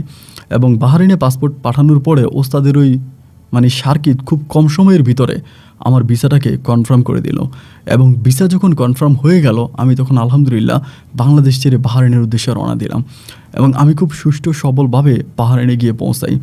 এই বাহারাইন যেতে আমার যত টাকা খরচ হয়, আনুষঙ্গিক পাসপোর্ট করা থেকে শুরু করে আমার একজোড়া জুতা কেনা, ব্যাগ কেনা, সমস্ত খরচ আমার শ্বশুর বহন করে, এবং তিনি আমাকে টাকা পয়সা দেন, এবং তিনার টাকা পয়সায় আমি বাহারাইন গিয়ে পৌঁছাই। এবং বাহারাইন যাওয়ার পর আমাকে তখন ওই যে ট্রাক ড্রাইভিংয়ের স্কুলে ভর্তি করানো হয়। আমি যেহেতু খুব ভালো একজন ড্রাইভার ছিলাম, দক্ষ ড্রাইভার ছিলাম, আমার ট্রাক ড্রাইভিং লাইসেন্স পেতে খুব বেশি সময় লাগে না, আমি খুব অল্প সময়ের ভিতরে ড্রাইভিংটা আয়ত্ত করে ফেলি। এবং আলহামদুলিল্লাহ আমি তখন বাহারাইনের রাস্তায় খুব ভালো করে ড্রাইভ করতেছি। অ্যান্ড আমি তখন 22 চাকার এক ধরনের লরি ওখানেও চালাইতাম, যে বড় লরি বাসগুলা, এগুলো নিয়ে বাহারাইন থেকে আমরা সৌদি আরব যেতাম, দুবাই যেতাম, ওমান যেতাম, কাতার যেতাম, বিভিন্ন দেশে যেতাম, মানে আরব গালফের ভিতরে যতগুলো দেশ ছিল প্রায় প্রতিটা দেশে আমরা তখন সফর করতাম। এবং ওই ট্রাকের ভিতরে বিভিন্ন ধরনের অনেক মাল উঠাইতাম, এবং বিশেষ করে সবজি, আমরা বেশিরভাগই আপনার বিভিন্ন আরব দেশের নিম্নবর্তী দেশগুলোতে চলে যেতাম, এগুলো থেকে আমরা তখন সবজি নিয়ে আসতাম, সবজি নিয়ে এসে আরবের উন্নত দেশগুলোতে আমরা তখন এই সবজি দিয়ে আসতাম। তো আলহামদুলিল্লাহ ভালোটাকে আমি ইনকাম করতাম, সব কিছু ভালোই ছিল। এইভাবে ট্রাক চালাতে চালাতে হঠাৎ করে আপনার বাহারাইনের এক আরবের সাথে আমার একটা ভালো সম্পর্ক হয়ে যায়। ও আসলে ছেলেটা মানে একটু মানে আরবি বলতে ও আমি যে কোম্পানিতে কাজ করতাম সেই কোম্পানির আত্মীয় হয়, মানে কোম্পানির অনেকগুলো শেয়ারদার আছে, সেই শেয়ারদারের একজনের ছেলে আর কি। তো তার সাথে আমার সম্পর্ক খুব ভালো হয়। আর আরেকটা কথা, সত্যি কথা, আমি বাহরাইনে যখন চলে যাই ট্রাক ড্রাইভিং করি, তখন ইন্ডিয়ানই অনেক ড্রাইভার আছে যারা সিং পর্যায়ে, ওদের সাথে আমি যখন ড্রাইভিং করি আমি তখন হঠাৎ করে নেশার জগতে ঢুকে যাই। মানে নেশা করতাম, মানে প্রচুর নেশা করতাম ওই সময়, নেশাতে ঢুকে যাই। এবং ওই নেশাতে ঢুকে যাওয়ার পরে ওই বাহরাইনি শেখের সাথে আমার তখন একটা ভালো সম্পর্ক হয়, একেবারে বন্ধুর মতো সম্পর্ক। আমি ওর বিভিন্ন দেশ থেকে মাল আইনা দিই, বিভিন্ন ধরনের মাদক দ্রব্য এনে দিই, ও খায় এবং ও আমারে খুব পছন্দ করে। ওর সাথে আমার সম্পর্কটা তখন একেবারে বন্ধুত্বপূর্ণ একটা সম্পর্ক, খুব মধুর একটা সম্পর্ক। আর এই যে সময়গুলো কাটতেছে, ওইদিকে আমার শ্বশুরকেও কিন্তু আমি টাকা পয়সা দিচ্ছি এবং একইভাবে সাইমাকেও টাকা পয়সা পাঠাচ্ছি, আমার আব্বা আম্মা, আমার বোন, সবাইকে আমি খুব ভালো করেই দেখতেছি। আমাদের ওই নিম্নবিত্ত পরিবারটা কিন্তু আর ওই নিম্নবিত্ত নয়, আমাদের এই পরিবারটা এখন উচ্চবিত্ত পরিবার হয়ে গেছে। আমাদের গ্রামে সবচেয়ে সুন্দর বিল্ডিংটা আমিই করি এবং আমাদের গ্রামে সবচেয়ে বেশি দান সরকার থেকে শুরু করে সমস্ত সামাজিক উন্নয়নমূলক কাজগুলোর ভিতরে আমি জড়িত থাকি। সবাই আমাকে অনেক আদর করে, স্নেহ করে এবং আমাকে অনেক ভালোবাসে। এইভাবে দিন রাতগুলো যখন পার হচ্ছিল, একটা পর্যায়ে আমি তখন চিন্তা করলাম যে ও যে সাথে যদি আমার এত বড় একটা মধুর সম্পর্ক হয়েছে, দেখি না ওর কাছ থেকে কোনো সুযোগ লুটে নেওয়া যায় কিনা। যেহেতু ও বাহরাইনি এবং আরবি, ওর কাছে প্রচুর টাকা পয়সা আছে, অগাধ টাকা পয়সা। একবার যে হঠাৎ করে আমারে বলল যে, আমারে বলে, সজীব আমি ফ্রান্সে যাবি নাকি, এরকম করে বলে। মানে ওই মাঝে মাঝে ফ্রান্সে যেত, ফ্রান্সের এক মেয়ের সাথে ওর সম্পর্ক ছিল, ওই মেয়ে ফ্রান্সের নাগরিক, ওই মেয়ের সাথে ওর সম্পর্ক ছিল। এবং সম্পর্ক থাকার কারণে ও তখন বলে, আমি ফ্রান্সে যাব, তুই যাবি? আমি তখন বললাম, না আমি কেমনে যাবো? বলে, তুই যদি যাস আমি তোর সাথে করে নিয়ে যাবো, তুই আমার বন্ধু, তুই আমার সাথে যাবি। যেহেতু আমরা দুজনেই ওরকম খাওয়া দাওয়া করি, অ্যান্ড তুই গেলে আমার খুব ভালো লাগবে, নাহলে আমার প্লেনের ভিতরে বোর্ডিং লাগবে, সে ফ্রান্স কত দূরে, বোর্ডিং লাগবে, ভাল লাগবে না, তুই গেলে আমার ভালো লাগবে, তুই আমার সাথে চল। পরে আমি বললাম এনওসি লাগবে, বলে এনওসি আমি আব্বার কাছ থেকে ম্যানেজ করে দিব, তুই চিন্তা করবি না। এই কথা বলার পরে ওই তখন সব কিছু ম্যানেজ করলো, ওর বাবার কাছ থেকে বলে আমাদের যেই জিএম ছিল, জিএমকে দিয়ে তখন সে হচ্ছে আপনার এনওসি ম্যানেজ করছে। এনওসি ম্যানেজ করে আমার সমস্ত ডকুমেন্টগুলো ও নিজেই সব কিছু ঠিক করছে। ঠিক করে ও আমাকে ফ্রান্স অ্যাম্বাসিতে নিয়ে গেছে এবং অ্যাম্বাসিতে সব কিছু বলে কয়ে ওই আমাকে তখন ফ্রান্সে নিয়ে যায়। এবং আলহামদুলিল্লাহ একটা পর্যায়ে আমি ওর সাথে ফ্রান্সে যাই এবং ফ্রান্স ওই নগরী, ফ্রান্সের প্যারিসে আমরা গিয়েছিলাম। প্যারিস যাওয়ার পরে আমার কাছে মনে হলো যেন আমি পৃথিবীর একটা স্বর্গে এসেছি। দুনিয়া যে এত সুন্দর হতে পারে এটা চোখে না দেখলে বিশ্বাস করা যায় না। আমি পৃথিবীর মোটামুটি অনেকগুলো আরব দেশে গিয়েছিলাম, আরবের সৌন্দর্য আমি দেখেছি, কিন্তু ফ্রান্সের ওই প্যারিস নগরী আমার দৃষ্টিটাকে আটকে ফেলেছে। আমার কাছে মনে হচ্ছে আমি খেয়ে হোক আর না খেয়ে হোক ওই প্যারিস নগরীতে আমি আমার জীবনটা কাটাই দিতে পারবো, আমি সেখানেই থাকবো। একসময় হঠাৎ করে মাথার ভিতরে একটা অন্যরকম চিন্তা ঢুকে গেল। চিন্তাটা কোনো ভালো চিন্তা ছিল না, এটা একটা খারাপ চিন্তা ছিল। খারাপ চিন্তাটা এরকম ছিল, আমি হুট করে সিদ্ধান্ত নিলাম যে আমি এখান থেকে আর যাব না, আমি এখানে থেকে যাব এবং আমি ওর কাছ থেকে পালায়ে যাব। আমার কাছে পাসপোর্টও ছিল, আমি ওর কাছ থেকে পালায়ে যাব এরকম একটা পরিকল্পনা করে ওর সাথে একদিন রাতের বেলা ঠিকমতো ড্রিঙ্কস করলাম এবং করে ওর কাছ থেকে কিছু টাকা ধার নিলাম যে আমার কিছু টাকা দে, আমার কিছু টাকা লাগবে। এ বলে ওর কাছ থেকে কিছু ডলার নিয়ে আমি তখন হোটেল থেকে পালায়া যাই। এক বাঙালি ভাইয়ের সাথে আগে আমার পরিচয় হয়, তিনের হোটেল আছে, ওনার সাথে পরিচয় হলো। অবৈধভাবে আমি তখন ওই হোটেলে কাজে ঢুকে যাই এবং ও আমার তখন অনেক খোঁজাখুঁজি করছে, এদিক সেদিক অনেক খোঁজাখুঁজি করেও আমাকে না পেয়ে ও তখন ব্রেক করে আবারও বাহরাইনে চলে গেছে কয়েকজন ওর গার্লফ্রেন্ডের সাথে থেকে। এবং বাহরাইনেও ব্যাক করার পরে আমি তখন সেখান থেকে কয়েকদিন থেকে আপনার ওই যে কাগজপত্রের জন্য ওখানকারই একটা স্কুলে ভর্তি হই, যেখানে ভাষা শেখানো হয়। সেখানে ভর্তি হওয়ার পরে আস্তে আস্তে করে আমি সেখানকার কাগজপত্র ঠিকঠাক করার জন্য চেষ্টা করি। কিন্তু আমার কাছে যেটা মনে হলো যে আমি একজন আশ্রয়, মানে আপনার যেটা বলে যে বাইরের দেশের নাগরিক হিসাবে এই দেশে জাস্ট আশ্রয় নিয়েছি এবং আশ্রয় হিসেবে আমি আছি, কিন্তু এখানকার ডকুমেন্ট তৈরি করতে আমার অনেক সময় লাগবে। সেই হিসেবে আমি একটা কথা বলে রাখি, যারা ইলিগেলি মানে অবৈধভাবে ইউরোপের ভিতরে ঢুকতে চান তাদেরকে বলে রাখি যে সেখানকার কাগজপত্র হওয়া যে কত কঠিন। আপনি যদি ভিসা পাসপোর্ট ছাড়া অবৈধভাবে সেখানে ঢুকেন তবেই আপনি বুঝতে পারবেন, যেটার সম্মুখীন আমি নিজেই হলাম। আমি দীর্ঘ অনেক বছর ধরে ওখানে পড়েছিলাম, কিন্তু কোনো আমার কাগজপত্র ডকুমেন্ট কোনো কিছুই হচ্ছিল না। এবং বাহরাইনে আপনার ফ্রান্সে যাওয়ার পরে ফ্রান্সের মানুষ বা আমার যে বন্ধুবান্ধব ছিল অনেকেই সাথে চলাফেরা করতাম, সবার সাথে খুব ভালো বন্ধুত্বপূর্ণ সম্পর্ক ছিল, সবার সাথে চলাফেরা করতাম। সবার বউ দেখতে কত সুন্দর, ভিডিও কলে রাতের বেলা বউর সাথে কথা বলে, পরীর মতো সুন্দরী মেয়ে, দুধে আলতা বরণ শরীর, ভালোই লাগে। কিন্তু আমার বউরে আমি লজ্জায় কারোর সামনে নিতে পারি না, বাল্যজ্জে আমি আমার বউর সাথে ঠিকমতো কথাও বলতে পারি না। একটা পর্যায়ে অনেকটা খারাপ লাগে, বলতে খারাপ লাগলেও এটা সত্যি যে আমার বউয়ের প্রতি একটা সময় আমার ঘৃণা চলে আসে। মানে ওর সাথে আর কথা বলতে ইচ্ছা করে না। ভিডিও কলে কথা বলবো, ওর মুখের দিকে তাকালেই তখন কেমন জানি এক ধরনের একটা খারাপ লাগা কাজ করতে শুরু হয়, মুডটাই খারাপ হয়ে যায়। আর এতদিনেও ওর ঘরে কোনো বাচ্চা কাচ্চা হয়নি, আমার কোনো বেবি হয়নি, এবং বেবি না হওয়ার কারণেও ওর ভিতরে আমার আরও বেশি ঘৃণা কাজ করতে শুরু হলো। এবং বাবা মা তখন সিদ্ধান্তই নিয়ে ফেললো যে আমি যদি ফ্রান্স থেকে দেশে ফিরে যাই তাহলে তারা আমাকে আরেকটা সেকেন্ড বিয়ে করাবে। এবং সেক্ষেত্রে আমার আব্বা আম্মাও আমার শ্বশুরের সাথে খুব খারাপ ব্যবহার করতো। আমি তো আমার বাবাকে বলেছিলাম যে উনি আমাকে ড্রাইভিং সিটে বসাইতো না, আমাকে ড্রাইভার বানাইতো না, এই জন্যই আমি আমার মেয়েকে বিয়ে করছি। তো সেখানে আমার আব্বা আম্মা আমার শ্বশুরকে এবং আমার ওয়াইফকে তেমন একটা মূল্যায়ন করতো না।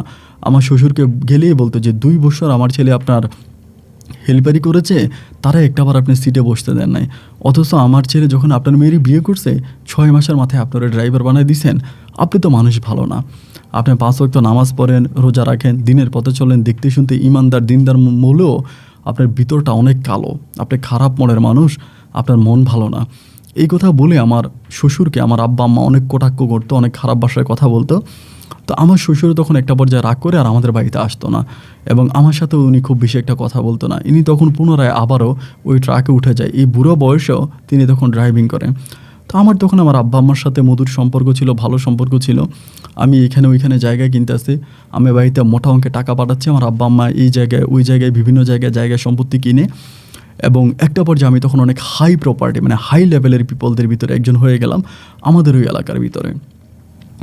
তো এইভাবে থাকতে থাকতে আমার ভিতর আমার বউয়ের প্রতি যখন ঘৃণা কাজ করতে শুরু হলো, আমার মনে হলো যে আমি অন্য কোনো একটা মেয়ের সাথে রিলেশন করব, এবং রিলেশন করে আমি অন্য কোনো একটা মেয়েকে বিয়ে করব। এই জিনিসটা তখন আমার মনে লাগলো। এবং লাগার পরে একদিন আমি রাতের বেলায় আমার ফ্রান্সের সময় তখন প্রায় রাত 11টার মতো বাজে, আমি তখন শুয়ে আছি। শুয়ে থাকার পরে হঠাৎ করে একটা ফেসবুক লাইভ দেখলাম। একটা মেয়ে, নাম হচ্ছে জেরিন খান। দেখতে শুনতে পাই এতটাই সুন্দরী, যাকে এক দেখায় যে কোনো মানুষ তার প্রেমে পড়ে যাবে, এতটাই সুন্দরী। তো দেখার পরে মেয়েটা তখন ফেসবুক লাইভ করতেছে, সম্ভবত কক্সবাজারেরই কোনো একটা জায়গায়। তার কথাবার্তা এটা বোঝা গেল, এতটুকু মনে হলো। তো ওই মেয়েটাকে দেখার পরে আমার কাছে খুব ভালো লাগলো। মানে মেয়েটার মুখমণ্ডলটা একদম গোল ছিল, গুলো টাইপের গালগুলা ছিল, চোখ যেন মানে আপনার মুখ না থাকলে চলবে, ওর চোখেই যেন কথা বলতে পারে, খুবই সুন্দর আর কি। এবং একটা নাইটি ড্রেস পরে আছে, খুবই ভালো লাগতেছিল। তো আমি যেহেতু ফ্রান্সে থাকি, আমিও ফ্রান্সের বিভিন্ন জায়গায় ঘুরি, এবং ঘুরে সেখানে ছবি পোস্ট করে, আমারও অনেক ফ্রেন্ড ফলোয়ার। তো আমি মেয়েটাকে আপনার ওই ভিডিওর নিচেই কমেন্ট করলাম, যে লাইভ করতেছে ফেসবুকে, ওই লাইভের ভিডিওর নিচে কমেন্ট করলাম যে জেরিন খান, আপনাকে দেখতে আমার খুব ভালো লাগছে, আপনার সাথে একটু ইনবক্সে কথা বলতে চাই। তো এইটা বলার পরে আমি জাস্ট এটাই বললাম, এবং মেয়েটা লাইভ থেকে বের হওয়ার প্রায় কিছুক্ষণ পরে আমাকে ইনবক্সে নক দিল। আমার আইডির নাম ছিল সজীব খান। ইনবক্সে তখন নক দেওয়ার পরে বললো, হাই কেমন আছেন? আমি তখন বললাম ভালো আছি। আমাকে জিজ্ঞেস করলো ফ্রান্সের অবস্থা কী? আমি বললাম যে ফ্রান্সের অবস্থা তো ভীষণ ভালো, তার চেয়েও বেশি ভালো হচ্ছে বাংলাদেশের অবস্থা। তো বলে কেন? আমি বললাম যে আপনাকে দেখলে তো পুরো ফিদা হয়ে যাওয়ার মতো অবস্থা, খুব ভালো লাগে আপনাকে দেখতে। বলো ও আচ্ছা, থ্যাংক ইউ। এমন করে ওর সাথে কথাবার্তা বলি একটু মেসেজের মাধ্যমে। তো মেসেজের মাধ্যমে কথাবার্তা বলতে বলতে হঠাৎ করে মেয়েটা অফলাইনে চলে গেল। অফলাইনে চলে যাওয়ার পরে ভাই বিশ্বাস করবেন না, সারাটা রাত আর আমার চোখে মানে ঘুম আসলো না। অফলাইনে চলে গেল, আমি কথা বলতে পারলাম না, খুব খারাপ লাগলো। অ্যান্ড এক পর্যায়ে আমি তাকে অনেকগুলো টেক্সট করি, ওই টেক্সটও যাচ্ছে না, সে অফলাইনে। অ্যান্ড এর পরের দিন ইন দ্য মিন টাইম একই সময় সে আবার অনলাইনে আসছে। আসার পর আমাকে টেক্সট করলো হাই। আমি তখন বললাম আপনি এতটা ঘন্টা কোথায় ছিলেন? আমাকে বললাম আমি তো বিজি ছিলাম, আমরা কক্সবাজার ঘুরতে আসছি তো ফ্রেন্ডরা মিলে, তো একটু বিজি ছিলাম, ব্যস্ত ছিলাম। আমি তখন বললাম জেরিন খান, আমি কি আপনার সাথে একটু ফোনে কথা বলতে পারি, লাইক মেসেঞ্জারে? পরে আমাকে বললো ইয়া অফকোর্স কল মি। পরে কল দিলাম, দেওয়ার পরে আমি ওর সাথে কথা বলতেছি। ভাই ওর কণ্ঠও যে এত সুন্দর, একেবারে ভাঙা গলা, ভেজা গলা, আমার ভীষণ ভালো লাগতেছিল। আমি তখন বললাম যে আপনার ফ্যামিলি ব্যাকগ্রাউন্ড সম্বন্ধে একটু জানতে চাই। ও বলে আমার আব্বা আম্মা দুজনেই বিদেশে থাকে, এবং আমি আমার দাদা দাদুর সাথেই থাকি, বাংলাদেশে আমার ভালো লাগে, এই জন্য আব্বা আম্মা আমাকে নিয়ে গেছিলো, আমি তাদের সাথে থাকি নাই। তাই আমি বললাম যে আপনার আব্বা আম্মু কোথায় থাকে? বলে তারা আমেরিকাতে থাকে। তাই বলে আপনি আমেরিকাতে গেলেন না? বলে যে গিয়েছিলাম, কিন্তু আমি ওখানে থাকি না, আমার ভালো লাগে না। আমার ফ্রেন্ড সার্কেলরা সবাই বাঙালি, আমার বন্ধুবান্ধবরা সবাই বাঙালি, সো আমি তো ওদের সাথেই থাকবো, আমি কেন আমেরিকাতে থাকবো? তো যার জন্য আমি আর গেলাম না, আমি আমার বন্ধুবান্ধবের সাথে বাংলাদেশে বেশ ভালোই আছি, এখানেই আছি। Well done. আমি তখন চিন্তা করলাম যে ঠিক আছে, তাহলে তো ভালোই আছে। তো এমন করে এর সাথে আমি মাঝে কথা বলতাম। কথা বলতে বলতে ওর প্রতি আমার এক ধরনের একটা ভালো লাগা কাজ করতে শুরু হলো। ভালো লাগা বলতে ওর আচার আচরণ কথাবার্তা সব কিছুর মাঝে আমি এক ধরনের একটা মায়া ভালোবাসা পেলাম। তো এরকম করে দীর্ঘদিন ওর সাথে কথা বলতে বলতে আপনার প্রায় দীর্ঘদিন বলতে প্রায় 5-6 মাসের মতো ওর সাথে আমি কথা বলি। আর এরই মাঝে আমার বউ যে ছিল সাইমা, আমার মনে হয় সাইমার সাথে আমি মাসে 1 মিনিটও কথা বলতাম না। মানে আমার এক কথায় ওরে ভালোই লাগতো না। মানে ওর সাথে যে ফোনে কথা বলবো এটি আমার কাছে ঘৃণা লাগতো, যে ওর সাথে আমি ফোনে কেন কথা বলবো, ভালো লাগতো না। তো আমি তখনও হচ্ছে শুধু ওই আপনার জেরিনের সাথে কথা বলতাম। কথা বলতে বলতে একটা সময় জেরিন হঠাৎ করে আমাকে জানালো যে ওর পরিবার থেকে ওর বিয়ে ঠিক করে ফেলেছে, মানে ওকে বিয়ে দিয়ে দিবে, বিয়ের কথাবার্তা চলতেছে। এবং আমাকে বলতেছে যে আমার তো এই মুহূর্তে বিয়ে করতে ইচ্ছে করতেছে না, আমার ভালো লাগে না, আমি তো আমার আব্বু আম্মুকে অনেক বুঝাইছি, তারপরও তারা আমার কোনো কথা শোনে না, তুমি কি একটা কাজ করবা, তুমি আমার আব্বু আম্মুর সাথে একটু কথা বলবা। আমি তখন বললাম আমি তোমার আব্বু আম্মুর সাথে বলবো, তারা কোথায় থাকে? বলে তারা তো আমেরিকাতে থাকে। তাই আমি বললাম যে তোমাকে কি আমেরিকাতে বিয়ে দিবে? বলে হ্যাঁ, ওখানকারই একটা ছেলে লোকাল বাংলাদেশি, তো আমাকে ওইখানে নিয়ে বিয়ে দিতে চায়, তারা দেশে আসবে রিসেন্টলি, তুমি আমার ফ্রেন্ডলি বলো যে তুমি আমাকে পছন্দ করো, আমরা রিলেশনে আছি। আমার তো কারোর সাথে কোনো রিলেশন নাই, কারোর সাথে কোনো প্রেম ভালোবাসা নাই, তো এই জন্য তো আমি এটা বলতে পারি না। তুমি আমার আব্বুকে বলো যে তুমি আমাকে পছন্দ করো, আমি তোকে পছন্দ করি, তুমি আমাকে বিয়ে করবা। অ্যান্ড এটা বলার পরে কিন্তু দেখা যায় যে আমার আব্বু আর আমাকে ওই আমেরিকার ছেলের কাছে বিয়ে দেবে না। আমি তখন বললাম এটা কি তুমি আমাকে মানে ফেক বলতেছো? বলে হ্যাঁ অফকোর্স ফেক, এটা তুমি আমার আব্বাকে জাস্ট বুঝাইবা, এবং বোঝানোর পরে দেখা গেলো যে আমার আব্বা আমাকে বিয়ে দেবে না। আমি বললাম যে তুমি কি আমাকে পছন্দ করো? ও বলে ধুর এসব কথা বাদ, তোমাকে যেটা করতে বলছি সেটা করো, তুমি আমার বয়ফ্রেন্ড হয়ে আমার বিয়েটা ভেঙে দাও। খুব কঠিনভাবেও আমাকে একদম রিকোয়েস্ট করতে শুরু করলো, ইভেন কান্নাকাটি করতে শুরু করলো। তো ওর ওই কান্নাকাটি আর রিকোয়েস্ট দেখে আমি তখন বললাম যে আচ্ছা ঠিক আছে, তুমি এতটা ভেঙে পড়ো না, ওকে ফাইন, আমি তোমার আব্বুর সাথে কথা বলবো এবং আমি নাকি বুঝিয়ে বলবো, তুমি টেনশন করো না। এই কথা বলে আমি তখন মোটামুটি ওর আব্বার ইমো নাম্বারটা হোয়াটসঅ্যাপ নাম্বারটা আমাকে দিল, হোয়াটসঅ্যাপ নাম্বারটা দিল আমেরিকার একটা নাম্বার। আমি তখন নাম্বারটা সেভ করলাম, সেভ করার সাথে সাথে তখন হচ্ছে আমার এখানে ওই লোকের হোয়াটসঅ্যাপটা সেভ হলো। হোয়াটসঅ্যাপ সেভ হওয়ার পর তখন হোয়াটসঅ্যাপে কল দিলাম, দেওয়ার পরে এক ভদ্রলোক রিসিভ করলো এবং ওনার ওই কণ্ঠে হ্যালো শোনার পরে আমার ভিতরে প্রচুর ভয় ঢুকে গেলো। চুরি বাপরে বাপরে কী লোক আবার। আসসালামু আলাইকুম আঙ্কেল, ভালো আছেন? বলে হ্যাঁ ভালো আছি, কে বলছিলেন? আঙ্কেল আমি ফ্রান্স থেকে সজীব বলতেছিলাম। বলে ফ্রান্সের সজীব, আচ্ছা ঠিক আছে বলেন আমার নাম্বার কোথায় পেয়েছেন? যে আঙ্কেল আপনার নাম্বার তো আমাকে জেরিন দিয়েছে। তো জেরিন দিয়েছে, জেরিনের সাথে আপনার সম্পর্ক? আমি তখন বললাম আঙ্কেল আসলে আমি ঘুরিয়ে পেঁচিয়ে কথা বলাটা পছন্দ করি না এবং এটা আমার ভালোও লাগে না, আমি যেটা বলি স্ট্রেট কাটে বলি, আপনি আমার কথাটা একটু মনোযোগ দিয়ে শোনেন, যদি আপনার ভালো লাগে আপনি আমাকে উত্তর দেন, আর ভালো না লাগলে আপনি লাইনটা কেটে দিতে পারেন, এবং আমি আপনার সাথে কোনো বেয়াদবি করতে চাই না। আঙ্কেল জেনের সাথে আজকে আমার প্রায় 1 ইয়ারের মতো সম্পর্ক, আমি ওকে ভালোবাসি এবং ও আমাকে ভীষণ ভালোবাসে। আমি শুনেছি আপনারা নাকি জেরিনকে আমেরিকার কোনো এক ছেলের কাছে বিয়ে দিতে চান, এবং এটা আমার কাছে আঙ্কেল ভীষণ খারাপ লাগলো, এটা আমি আসলে অ্যাকসেপ্ট করতে পারলাম না। এবং আপনি যদি আমেরিকার কোনো ছেলের কাছে জেরিনকে বিয়ে আপনি দেনও আঙ্কেল, তো আপনি এটা মাথায় রেখেন যে জেরিন কিন্তু বাঁচবে না, জেরিন কিন্তু মরে যাবে, কারণ ও আমাকে অত্যন্ত ভালোবাসে, আমাকে ছাড়া অন্য কোনো ছেলের কথা স্বপ্ন চিন্তা করতে পারবে না। তো আমাকে বললাম আমার মেয়ে তোমাকে এত ভালোবাসো কেউ? আমার মেয়ে তো কখনো আমাকে এটা বলে নাই। আমার আঙ্কেল আপনি কি তো ভয় পায়, বলতে সাহস পায় না? তো ঠিক আছে আপনি ওরে জিজ্ঞেস করেন, ওর সাথে জিজ্ঞেস করে আপনি আমার জানাইন। আঙ্কেল আপনি ভালো থাকেন, আসসালামু আলাইকুম। এটা বলে ফোনটা কেটে আমি সাথে সাথে জেরিনকে বললাম যে জেরিন আমি তোমার আব্বাকে এমনি এমনি বুঝাইছি। তো বলে ঠিক আছে, তাহলে তুমি এখন ফোন রাখো, দেখি আমার আব্বা ফোন দেয় কিনা। প্রায় 3 থেকে 4 ঘন্টা পরে আমি তখন রেস্টুরেন্টে, জেরিন তখন আমার কল দিয়ে বলতেছে সজীব থ্যাংক ইউ সো মাচ যে আমার বাবা ম্যানেজ হয়ে গেছে, আমার বাবা এখন হচ্ছে সে রাজি আছে, তার মাঝে কোনো সমস্যা নেই, সে ঠিক আছে, আমার বাবা এখন সব কিছু ঠিক আছে। এরকম করে তার সাথে আমি কথাবার্তা বলতেছি, ফোনে কথাবার্তা বলতেছি, আমাদের মাঝে একটা ভালো আন্ডারস্ট্যান্ডিং, একটা ভালো সম্পর্ক তৈরি হলো, খুবই গভীর এবং বন্ধুত্বপূর্ণ একটা ভালো সম্পর্ক। এইভাবে প্রায় 2 মাস কেটে গেল। 2 মাস পরেই ও তখন হঠাৎ করে আমাকে বলতেছে সজীব প্লিজ তুমি বাংলাদেশে আসো। তখন কিন্তু আমার মোটামুটি কাগজপত্র হয়েছে, আমি ইচ্ছা করলে দেশে যেতে পারি, হয়তো বেশি দিন থাকতে পারবো না কিন্তু যেতে পারবো। আমি তখন বললাম তুমি এটা কী বলো, হঠাৎ করে আমি দেশে কেন যাব? আমাকে বলা আমার বাবা দেশে আসতেছে, তুমি দেশে আসো, এসে আমাকে বিয়ে করো। আমি মেঘ না চাইতে মনে হয় তখন বৃষ্টি পেয়ে গেলাম। আমি আল্লাহর কাছে হাত তুলতেছি, আল্লাহ তুমি একটু মেঘ দাও, কিন্তু এদিকে আমার গায়ে বৃষ্টি পড়তেছে। আমি তো কোনো না কোনোভাবে জেরিনের সাথে একটা সম্পর্ক করতে পারলে মনে হয় আমার জীবনে আমি দুনিয়াতে বসে স্বর্গ পেয়ে যাচ্ছি, অথচ সেই মেয়ে আমাকে বিয়ে করার জন্য প্রস্তাব দিল। আমি তো ডেফিনেটলি অবাক হয়ে গেলাম। আমি তখন বললাম জেরিন তুমি আমাকে বিয়ে করতে চাও, এটা কি আসলে তোমার বাবাকে দেখানোর জন্য নাকি আমার সাথে সংসার করার জন্য? ও বলে তুমি যদি মনে করো বাবাকে দেখানোর জন্য তাহলে বিয়ের পর আমাকে ছেড়ে দিও, আর যদি বলো না আমাকে নিয়ে সংসার করবা তাহলে ওয়েল ডান, আমি তোমার সাথে থাকবো।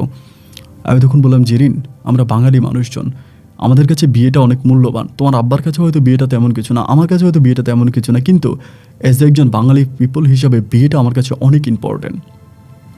একটা মানুষকে বিয়ে করে তাকে ছেড়ে দিব এরকম কোনো কথা তুমি স্বপ্ন চিন্তা করো না। আমি তোমার সাথে সারা জীবন থাকবো, এই কথাই আমি তোমাকে বিয়ে করতে চাই, অন্যথায় না। আমি এভাবে পুতুল খেলা তোমার সাথে খেলবো না। আমাকে বলে তুমি আমাকে পছন্দ করো? আমি বললাম অফকোর্স করি। ও বলে তাহলে তাড়াতাড়ি বাংলাদেশে আসো। আমি বললাম দেখো কিন্তু। ও বলে প্লিজ তুমি আসো, প্লিজ আসো, তাড়াতাড়ি আসো, আমার আব্বা আম্মা আসার আগেই তুমি দেশে আসো। আমি তো তখন ভাই খুশিতে একেবারে বাকবাকুম, মানে হাত পা চারা খুশি। আমি ইমিডিয়েটলি তাড়াতাড়ি টিকিট কাটলাম এবং টিকিট কেটে আমি তখন ঢাকা এয়ারপোর্টে নামলাম। ও আমাকে রিসিভ করার জন্য ও সহ আরও কয়েকটা বান্ধবী আসলো, মেয়েরা প্রায় 5-6 জনের মতো আমাকে তখন রিসিভ করতে আসলো। বাইরে ভাই এত দামি একটা গাড়ি নিয়ে আমাকে রিসিভ করতে আসছে বলার মতো না। এবং সেই দামি গাড়িটাতে নিয়ে ও তখন আমাকে ওর বাসায় নিয়ে গেল। উত্তরাতে ওর বাসা ছিল। আমাকে একটা ফ্ল্যাটে উঠালো এবং ফ্ল্যাটে উঠানোর পরে ওর যে বান্ধবীরা ছিল, মানে প্রত্যেকটা বান্ধবী খুব এক্সাইটেড, মানে সবাই অনেক মজা করতেছে, হাসাহাসি করতেছে এবং সবাই বলতেছে, জেরিনকে বলতেছে তুই একটা স্মার্ট ছেলে পাইছিস। আমি যদিও মানে ফ্রান্সে থাকতাম, আমি কিন্তু চলাফেরাটা অনেকটাই ওয়েস্টার্ন টাইপের করতাম, হাফ প্যান্ট পরা, চুলকে ইউ টাইপের কাটা, আবার ব্রুড়িকেও বিভিন্নভাবে স্টাইল করা, আপনার গায়ের ভিতরে টেটু বসানো, এই জিনিসগুলো আমার কাছে খুব ভালো লাগতো। তো এগুলো আমি করতাম বিদেশিদের সাথে থাকতে থাকতে, এই জিনিসটা আমার অভ্যাস হয়ে গেছে, সেটা আমি করতাম। যার জন্য ওর বান্ধবীরা সবাই মিলে বলতেছে যে জেরিন তুই অনেক হ্যান্ডসাম একটা ছেলে পাইছিস, দেখতে অনেকটাই হ্যান্ডসাম, অনেক গুড লুকিং। মোটামুটি সব দিক থেকে আমি তখন খুবই পারফেক্টলি সবার মন জয় করে ফেললাম। এবং ওরা সারা রাত ভর আমার সাথে খুব মজা করলো, হাসাহাসি করলো। আমি সবার জন্য গিফট নিয়ে গেলাম, সবাইকে গিফট দিলাম এবং রাতের বেলায় ঘুমিয়ে গেলাম।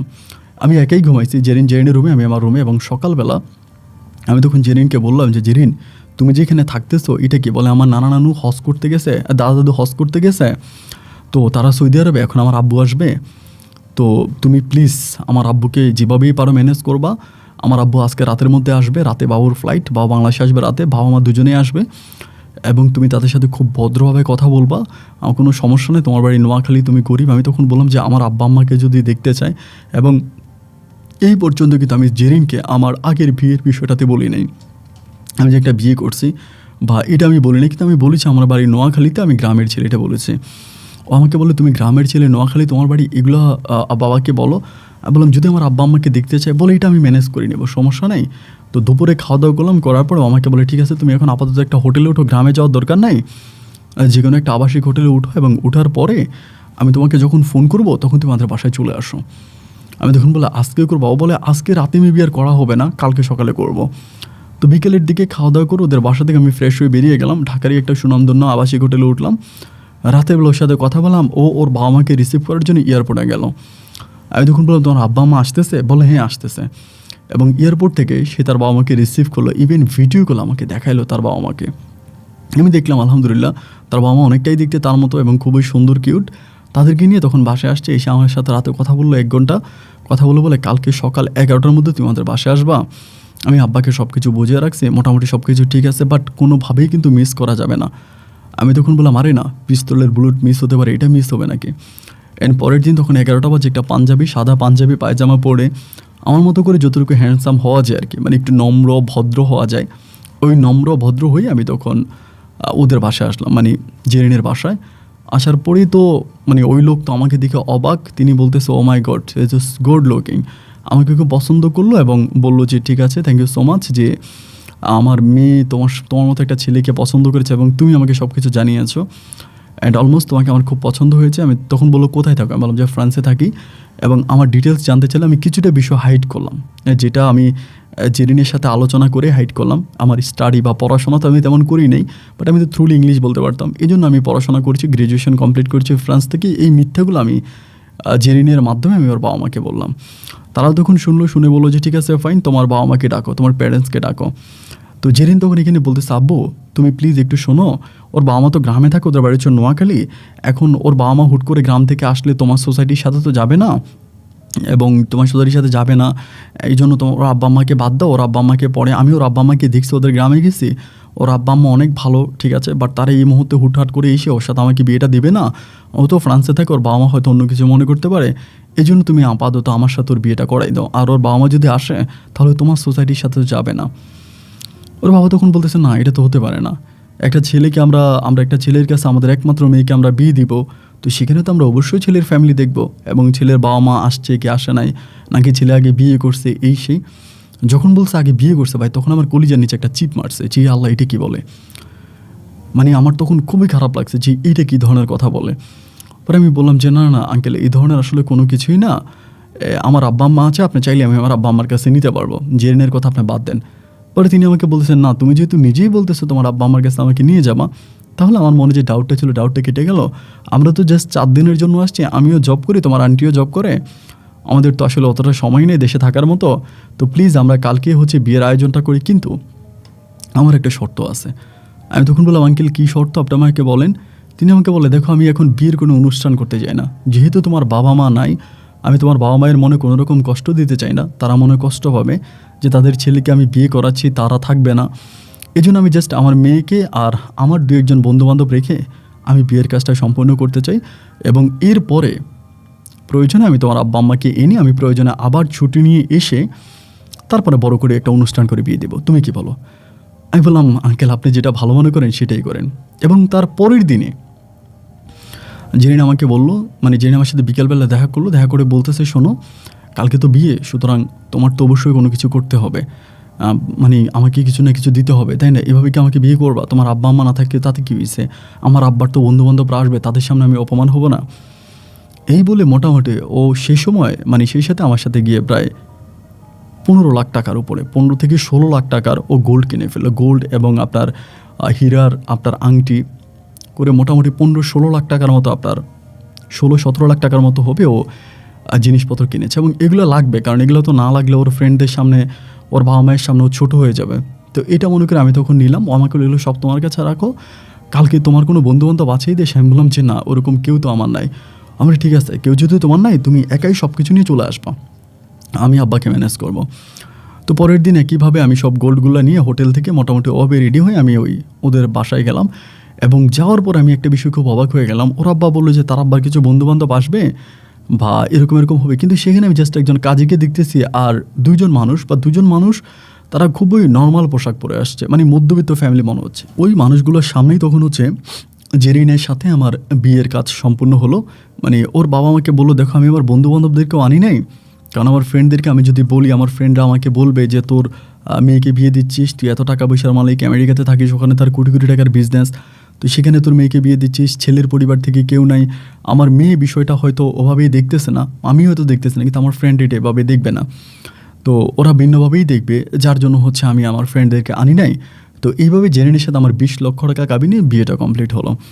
বিয়ে কমপ্লিট হওয়ার পরে শিরাতে আমাদের বাসর হবে এবং তিনি ওইখানে আমাদের বাসর করে ব্যবস্থা করে। জেরিনের কয়েকটা মেয়ে বান্ধবী ছিল, এটা সত্য, 5-6টা মেয়ে বান্ধবী ছিল, তাদের সামনে তখন আমার বিয়ের কাজটা সম্পূর্ণ হলো। এবং হওয়ার পরেই দেন আমরা বাসর করে গেলাম এবং আলহামদুলিল্লাহ জেরিনের সাথে আমার খুবই ভালো বাসর কাটলো। তা আমি কিন্তু আমার আব্বা আম্মাকে তখন পর্যন্ত ফোন দিয়ে বলি নাই যে আমি দেশে আসছি, বা আমি আমার আব্বুর সাথে হোয়াটসঅ্যাপে কথা বলে আমি বলি যে না আমি এখনও ফ্রান্সেই আছি, আমি যে দেশে গেছি এটা আমি তাদেরকে জানাইনি। একটা পর্যায়ে এভাবেই বিয়ে শাদী সম্পূর্ণ হলো। হওয়ার পরে আমি তখন চলে গেলাম ইয়ার আব্বু চলে গেল, মানে ওর আব্বা আম্মা চলে গেল, আমি তাদেরকে এয়ারপোর্টে দিয়ে আসলাম, তারা এয়ারপোর্ট পর্যন্ত নামাই দিয়ে আসলাম, তারা চলে গেছে। এবং তারা যখন চলে গেল, তারা চলে যাওয়ার পরে আমি তখন আরও 1 সপ্তাহ জেরিনের সাথে দেশে ছিলাম। তো 1 সপ্তাহ থাকার পরে যেহেতু আমার লিগেল কাগজপত্র এখন ওভাবে হয়নি, আমাকে আবার ব্যাক করে চলে যেতে হবে। দেন আমি তখন ব্যাক করে জেরিনকে বলে 1 সপ্তাহ পরে আমি আবারও আমাকে এয়ারপোর্টে দিয়ে আসলো, আমি আবারও ফ্রান্সে চলে গেলাম।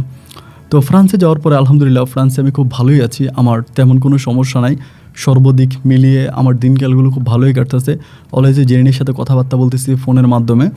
এবং একটা পর্যায়ে এরকম করতে করতে জেরিন আমাকে বলতেছে আমি তোমাদের বাড়িতে যাব, তোমার আব্বা আম্মাকে দেখতে যাব, তোমাদের বাসায় যাব। তো এটা যখন আমাকে বললো তখন আমার কলিজা নিচে ভাই চিপ মারছে। এখন আমি ওরে আমার বাসায় কীভাবে নিব? আমার বাসায় আমার বউ আছে, এখন এটা গেলে তো দেখে যাবে, না দেখে ফেলবে। তো সবসময় এটা নিয়ে আমার সাথে ঝগড়া হইতো, যেন আমি তোমাদের বাসায় যাব, প্লিজ আমাকে তোমাদের বাসায় নিয়ে যাও, আমি বাসায় যেতে চাই। আমার আব্বা আম্মা আমাকে বারবার ফোর্স করতেছে তোমাদের বাসায় যাওয়ার জন্য। পরিশেষে আমি বাধ্য হয়ে করলাম কি, আমার আব্বা আম্মাকে আমি তখন এই বিষয়টা জানাতে বাধ্য হলাম। আমি এতদিন পর্যন্ত জানাই নাই, কিন্তু লাস্টের দিকে আমি বাধ্য হয়ে আমার আব্বা আম্মাকে বললাম যে বাবা এই ঘটনা, আমি ঢাকাতে একটা বিয়ে করছি এমনি এমনি। আব্বু তখন এক কথাই বললো যে আলহামদুলিল্লাহ আমাদের কোনো সমস্যা নেই, আমরা তো এই বউ রাখবোই না।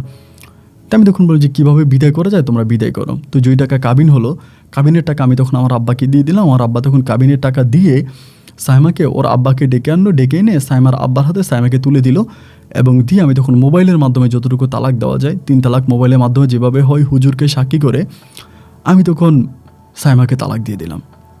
সাইমাকে তালাক করলাম এবং ওর কাবিনের টাকা বুঝিয়ে দিল এবং ও তখন চলে গেল আমাদের বাড়ি থেকে। চলে যাওয়ার পরে এভাবে জেরিন সবসময় যাবে, আমি তখন আমার ঘর বাড়িগুলোকে মোটামুটি অনেকটা সাজসজ্জা করছি, অনেক সুন্দর করছি। কয়েক এক পর্যায়ে জেরিন এবং তার 2টা বান্ধবী আমাদের বাড়িতে গেছে। আমাদের বাড়িতে যাওয়ার পর আমাদের বাড়িতে ঘোরাফেরা করছে এবং সকালে গিয়ে বিকেল পর্যন্ত ছিল। সন্ধ্যার আগে তারা আবার চলে আসছে। রাতের বেলায় মারে ফোন দিলাম যে মা তুমি তোমার ছেলের বউরে কেমন দেখলা, কী অবস্থা? আমার মা আমাকে একটা ভিন্ন কথা শোনাইলো। মা আমাকে বলতেছে এটা কি তোর বউ? আমি বললাম হ্যাঁ মা, আমার বউ। মা আমাকে বলে মেয়েটাকে দেখে আমার কাছে কেমন জানি একটু অন্যরকম মনে হচ্ছে। আমি গ্রামের মানুষ তো, তোর দাদারা দেখেছে, তোর দাদারাও বললো যে মেয়েটা জানি একটু কেমন কেমন। আমি তখন বললাম যে ও তো আসলে শহরে বড় হয়েছে, শহরে থাকে, আমেরিকাতে থেকেছে, তো সব কিছু মিলিয়ে আসলে একটু ভিন্ন টাইপের বা ওরে দেখলে একটু ভিন্ন রকম মনেই হতে পারে, এটা যে কোনো কারোই। তো আমি বললাম না আমার সমস্যা নাই, তুমি ওরকম কোনো চিন্তা ভাবনা করো না, সব কিছু ভালোই, ও সমস্যা নেই। এরকম করে ও তখন মাঝে মাঝে আমাদের বাড়িতে আসতো, এখানে যেত, এরকম করে যাতায়াত করতে করতে একটা পর্যায়ে ও হঠাৎ করে আমাকে বলতেছে যে সজীব একটা কাজ করো, আমরা তো এই বাংলাদেশে থাকবো না, আগে পর আমরা আমেরিকাতে চলে যাব, তো আমেরিকাতেই তো আমাদেরকে থাকতে হবে, আব্বা মা যেহেতু আমেরিকায় থাকে, তোমার বাবা মাকেও আমরা আমেরিকাতে নিয়ে যাব, তো আমরা আমেরিকাতে একটা বাড়ি কিনবো, এটা আমাকে বললো। আমি তখন বললাম বাড়ি কিনবা? বলে হ্যাঁ একটা বাড়ি কিনবো, তো এই বাড়িটা কেনার পরে আমরা আমেরিকাতে থাকবো, তুমি আমি চলে যাবে আমেরিকাতে। তো আমি তখন বললাম ভালো কথা। ও বলে এখন আমি কিন্তু আমার বাবার বাড়িতে থাকবো না এবং আমার স্বামী আমার বাবার বাড়িতে থাকবে, এটাও আমি কখনো মেনে নিব না, এটা আমার পক্ষে কোনো অবস্থায় সম্ভব না, এটা আমি মানব না, অবশ্যই তোমাকে আলাদা বাড়ি কিনতে হবে এবং বাড়ি কিনেই তোমাকে সেখানে থাকতে হবে। আমি তখন বললাম দেখো আমার তো আসলে এত টাকা এই মুহূর্তে নেই। ও বলে না প্লিজ তুমি এরকম কোনো কথা বললো না, তুমি যেভাবেই পারো বাড়িতে তুমি আমাকে এটা করতেই হবে। তবে আমি সারা জীবনে বাহারাইনে যত টাকা ইনকাম করেছি বা আপনার এখানে আসার পর আজকে কয়েক বছরে যা ইনকাম করেছি সব কিছু মিলিয়ে হয়তো আমার কাছে এই মুহূর্তে 30 লাখ টাকার মতোই হবে, এর বেশি কিন্তু নয়, 30 লাখই হবে। তো ও আমাকে বলতেছে যে ওর আরও টাকা লাগবে, 30 লাখ টাকা দিয়ে। ও বলে 30 লাখ টাকা দিয়ে তো বাহারাইনে আরে কি বলে আমেরিকাতে একটা ঘর ভাড়াও নেওয়া যায় না, সেখানে এত টাকা আরও বেশি টাকা লাগবে। তো আমার কাছে আর কোনো টাকা নাই, আমি কোনো টাকা পয়সাও ম্যানেজ করতে পারতেছি না। পরে শেষ পর্যন্ত ও বললো যে কম করে হলেও 2 কোটি টাকা লাগবে, একটা বাড়ি কিনতে আমেরিকাতে 2 কোটি টাকা সর্বনিম্ন লাগবে এবং যেই লেক্সার্স বাড়ি তারা কিনতে চায়। পরে আমি চিন্তা করলাম যে 2 কোটি টাকা দিয়ে বাড়ি কিনবো, বাড়ি কেনার পরে তো আমরা আমেরিকাতেই চলে যাবো, আমার আব্বা আম্মাকে নিয়ে চলে যাব, তাহলে আমার আর দেশের জায়গায় থাকার দরকার না। আমার দেশে প্রায় 1 কোটি টাকার উপরে জায়গা আছে যেগুলো আমি বাহারাইন থাকতে কিনেছি। বাহারাইনে কিন্তু আমি অনেক টাকা ইনকাম করছি, এখানে যা করতেছি তার 5 ডবল ইনকাম করছি 1 মাসে। এটা অবিশ্বাস্য হবে অনেকের কাছে, আমি 5 ডবল ইনকাম করছি বাহারাইনে। পরে প্রায় 1 কোটি টাকার মতো জায়গা আমি দেশে বিক্রি করলাম, করার পরেও আমার টাকা ম্যানেজ হচ্ছে না। পরে আমি আমার টাকা দেওয়ার পরেও আরও প্রায় 50 লাখ টাকার মতো আমার শর্ট আছে। এবার আমি আমার এক বন্ধুর সহযোগিতা, আমার এক বন্ধুর বাবা ব্যাংকে কাজ করে, উনি হচ্ছে ইয়াতেই বাড়ি, ঢাকাতে ওদের বাড়ি। আমার ওই বন্ধুর সহযোগিতায় আমি তখন ফ্রান্সের কাগজপত্র ডকুমেন্ট সব কিছু দিয়ে, আমার বাড়ির দলিল টলিল যা আছে সব কিছু দিয়ে আমি তখন আরও 50 লাখ টাকা ব্যাংক থেকে লোন উঠে প্রায় 2 কোটি টাকার মতো আমি তখন ম্যানেজ করলাম। ম্যানেজ করার পর আমি ওরে বললাম যে তাইলে বাড়িটা কী কিনবো? বলে আমি আমেরিকাতে যাচ্ছি এবং ওখানে গিয়ে আমি বাড়িটা কিনে দেন আমি তখন চলে আসবো। তাই আমি বললাম ভালো কথা। ও তখন আমেরিকাতে যাবে, সব কিছু প্রস্তুতি নিল, আমেরিকাতে যাবে। ওর সাথে আমার ফোনে কথাও হচ্ছে, হোয়াটসঅ্যাপে কথা হচ্ছে। এক পর্যায়ে ও টিকিটও কাটলো, টিকিটের ছবি আমাকে পাঠালো, ও আমেরিকাতে গেল এবং যাওয়ার পরে ও তখন জায়গা দেখলো, লোকেশান আমাকে দেখাইলো। আমিও দেখলাম যে মাশাআল্লাহ অনেক সুন্দর জায়গা এবং এখানেও বাড়ি কিনবে। তা আমি বললাম যে ঠিক আছে ওকে ফাইন, এখানে কিনো। পরে সেখানেও একটা রেডিমেড বাড়ি ছবি টবি আমাকে পাঠালো, ভিডিও পাঠাইলো। রেডিমেড বাড়িটা ও কিনলো প্রায় বাংলা টাকায় 2 কোটি টাকার মতো খরচ করে বাড়িটা কিনলো। মানে এটাও কিন্তু আমাদের সাধ্যের ভিতরে, এমন না ও কিন্তু ওটা কিনার দাও আরও দামি কিনতে চায়, কিন্তু আমার পক্ষে তো আর দামি কেনা সম্ভব না। তো আমি বললাম যে আমাদের যতটুকু সামর্থ্য আছে আমরা তো আমাদের সামর্থ্যর বাইরে যেতে পারবো না, যে সামর্থ্য আছে সেই সামর্থ্যের মধ্যেই থাকতে হবে। এবং এই বাড়িটা কিনতে গিয়ে আমি আমার যে বাবার পৈতৃক সম্পত্তি সেটা পর্যন্ত বিক্রি করা লাগছে, টাকা যেহেতু ম্যানেজ করতে পারতেছি না। আমার বাড়ির ঘর বিটা আমি বিক্রি করে দিই, আমার আব্বা আম্মাকে আমি তখন নোয়াখালী শহরে নিয়ে ভাড়া রাখছি। যদিও আমার আব্বা আম্মা এটাতে খুব মনোমালিন্য হয়েছে, বাট তারপর আমি তাদেরকে বলছি তোমরা আমেরিকাতে চলে যাবা, সো এই নিয়ে তোমাদের আর টেনশনের দরকার নাই। যার জন্য আমি তখন আমার বাড়ির বাপের ভিটাটাও বিক্রি করলাম। সব কিছু ঠিক হলো এবং ও আবারও পুনরায় আমেরিকা থেকে বাংলাদেশে আসলো। আসার পর ওর সাথে আমার কথা হচ্ছে। তো আমি ওকে আসলে আগের মতো করে টাকা দিতে পারি না, যে পরিমাণের স্যালারি পাই ওই পরিমাণ স্যালারির জন্য পাঠাই, মোটামুটি তেমন কিছুই হয় না। তাই আমি বললাম যে তুমি তো আমেরিকাতে চলে যাবো তোমার আব্বা আম্মার কাছে, আমি কি দেশে আসবো? আমাকে বললো আগে আসো পরে আসো। এরকম করতে করতে আমার ওখানকার কিছু বন্ধুবান্ধব ছিল ফ্রান্সের, ওরা আমারে বলতেছে যে দোস্ত দেখ, মেয়েটাকে বেশি একটা সুবিধার মনে হয় না, তুই দেশে যা, গিয়ে তার সাথে কয়েকদিন ধরে থাক, এবং না থাকলে এভাবে দূর থেকে আসলে এতগুলো টাকা দিয়ে দিলি, তোর বউটা যদি অন্য কারোর সাথে রিলেশন করে চলে যায়। এই ভয়ে আমি তখন আমার ডকুমেন্ট এর মাঝে কিন্তু 1-1.5 বছর কেটে গেছে, আমার ডকুমেন্ট কিন্তু মোটামুটি স্ট্রং হয়ে গেছে। আমি একটা লম্বা ছুটি নিয়ে তখন আমি দেশেতে আসছি। আর লম্বা ছুটি বলতে আমি যে কোম্পানিতে কাজ করতাম সেই কোম্পানিটা বন্ধ হয়ে গেছে, মানে হোটেলটা বন্ধ হয়ে গেছে। তো ফ্রান্সের একটা নিয়ম কি, ধরেন আপনি যে হোটেলে কাজ করবেন বা যে প্রতিষ্ঠানে কাজ করবেন, সেই প্রতিষ্ঠান থেকে যদি আপনাকে ছাঁটাই করা হয়, আপনার নতুন কাজ পাওয়া পর্যন্ত সরকার থেকে কিন্তু আপনাকে খরচ দেওয়া হবে, আপনার থাকা খাওয়ার খরচ। তো সেই থাকা খাওয়ার খরচ আমি তখন বাংলাদেশে থেকেও পাবো। এই জন্য আমি তখন করলাম কি, বাংলাদেশে ডিরেক্টলি চলে আসলাম। এসে আমি ঢাকাতেও যে বাসা থাকতো ওই বাসায় উঠলাম। এরকম করে 1 দিন 2 দিন 3 দিন ওর সাথে আমার সম্পর্কটা খুব ভালোই কাটতেছে। কিন্তু দেশে আসার পরে ও কেমন যেন আমাকে একটু অ্যাভয়েড করতো। মানে আগে যেরকম আমার সাথে একটা মধুর সম্পর্ক ছিল, ভালোবাসা ছিল, ভালো লাগা ছিল, এর মাঝে আমাকে একটু অ্যাভয়েড করতে শুরু করলো। এবং আমি ওর বাবার সাথে হোয়াটসঅ্যাপে কথা বলি, মাঝে মাঝে ওর বাবার সাথে কথা বলতে গেলে ওর বাবা আমার সাথে কথা বলে না। আমি ওকে বলি যে জেরিন তোমার বাবা আমার সাথে কথা বলে না কেন? আমাকে বলে আসলে আমার আব্বা তো অনেক ব্যস্ত মানুষ, বেশিরভাগ সময় ব্যস্ত থাকে, সময় পায় না, এই জন্য হয়তো তোমার সাথে কথা বলতে চায় না, তো এই জন্য তোমার সাথে কথা বলে না, সো তুমি নেভার মাইন্ড, কিছু মনে করো না। ওকে ফাইন, ঠিক আছে। এইভাবে দিন রাতগুলো কাটতে কাটতে তার ভিতরে আমি কেমন জানি একটা মানে অন্যরকম একটা ভাবসাব আমি বুঝতে পারলাম। বাস্তব বুঝতে পারার পরে হঠাৎ করে আমাকে একবার বলতেছে আমি আমেরিকাতে যাব। তাই তুমি আমেরিকাতে কেন যাবো? ও বলে আমি আমেরিকাতে যাবো, আমার কাজ আছে, আমি গিয়ে চলে আসবো, 3-4 দিন থাকবো, বাড়ির বিষয়, আমি গিয়ে চলে আসবো। তাই বললাম আমি তো তোমার হাজব্যান্ড, তুমি আমার কাগজপত্র সব জমা দাও, আমরা একসাথে যাবো। না তোমার যেতে হবে না, তোমার যেতে হবে না, আমি একাই যাব। এই কথা বলো তখন আমেরিকার উদ্দেশ্যে তখন রওনা দিল, চলে গেল। তো ও যে বাসায় থাকতো আর কি, যে বাসার মধ্যে থাকতো, সেই বাসাটাতে আমি তখন একাই, ও তখন আমেরিকাতে গেল। ও বললো 5 দিন পরে চলে আসবে, কিন্তু 1 সপ্তাহ কেটে গেল, ও আসতেছে না। ওর সাথে আমার হোয়াটসঅ্যাপে কথা হচ্ছে। তো একদিন নিচের দারোয়ানের সাথে হঠাৎ করে আমার দেখা হলো, এমনি সবসময় দেখা হয়, কথা হয় না। তো ওই দিন আমি দারোয়ানের সাথে কথা বলছি, কাকা বাড়ি কই? বলে নোয়াখালী। দারোয়ান বলে বাড়ি নোয়াখালী। আর নোয়াখালী কোথায়? বলে সেনবাগ। আমি তো বললাম আমার বাড়ি তো ওইদিকে। বলে কী বলো? বলে হ্যাঁ। আমি কাকা কিছু মনে করেন একটা কথা বলি, আমার শ্বশুরের বাড়িটা কেমন, আপনি কতদিন ধরে এখানে আছেন, এরা মানুষ হিসেবে কেমন? পরে দারোয়ান কাকা আমার বলতেছে তোমার শ্বশুরের বাড়ি মানে?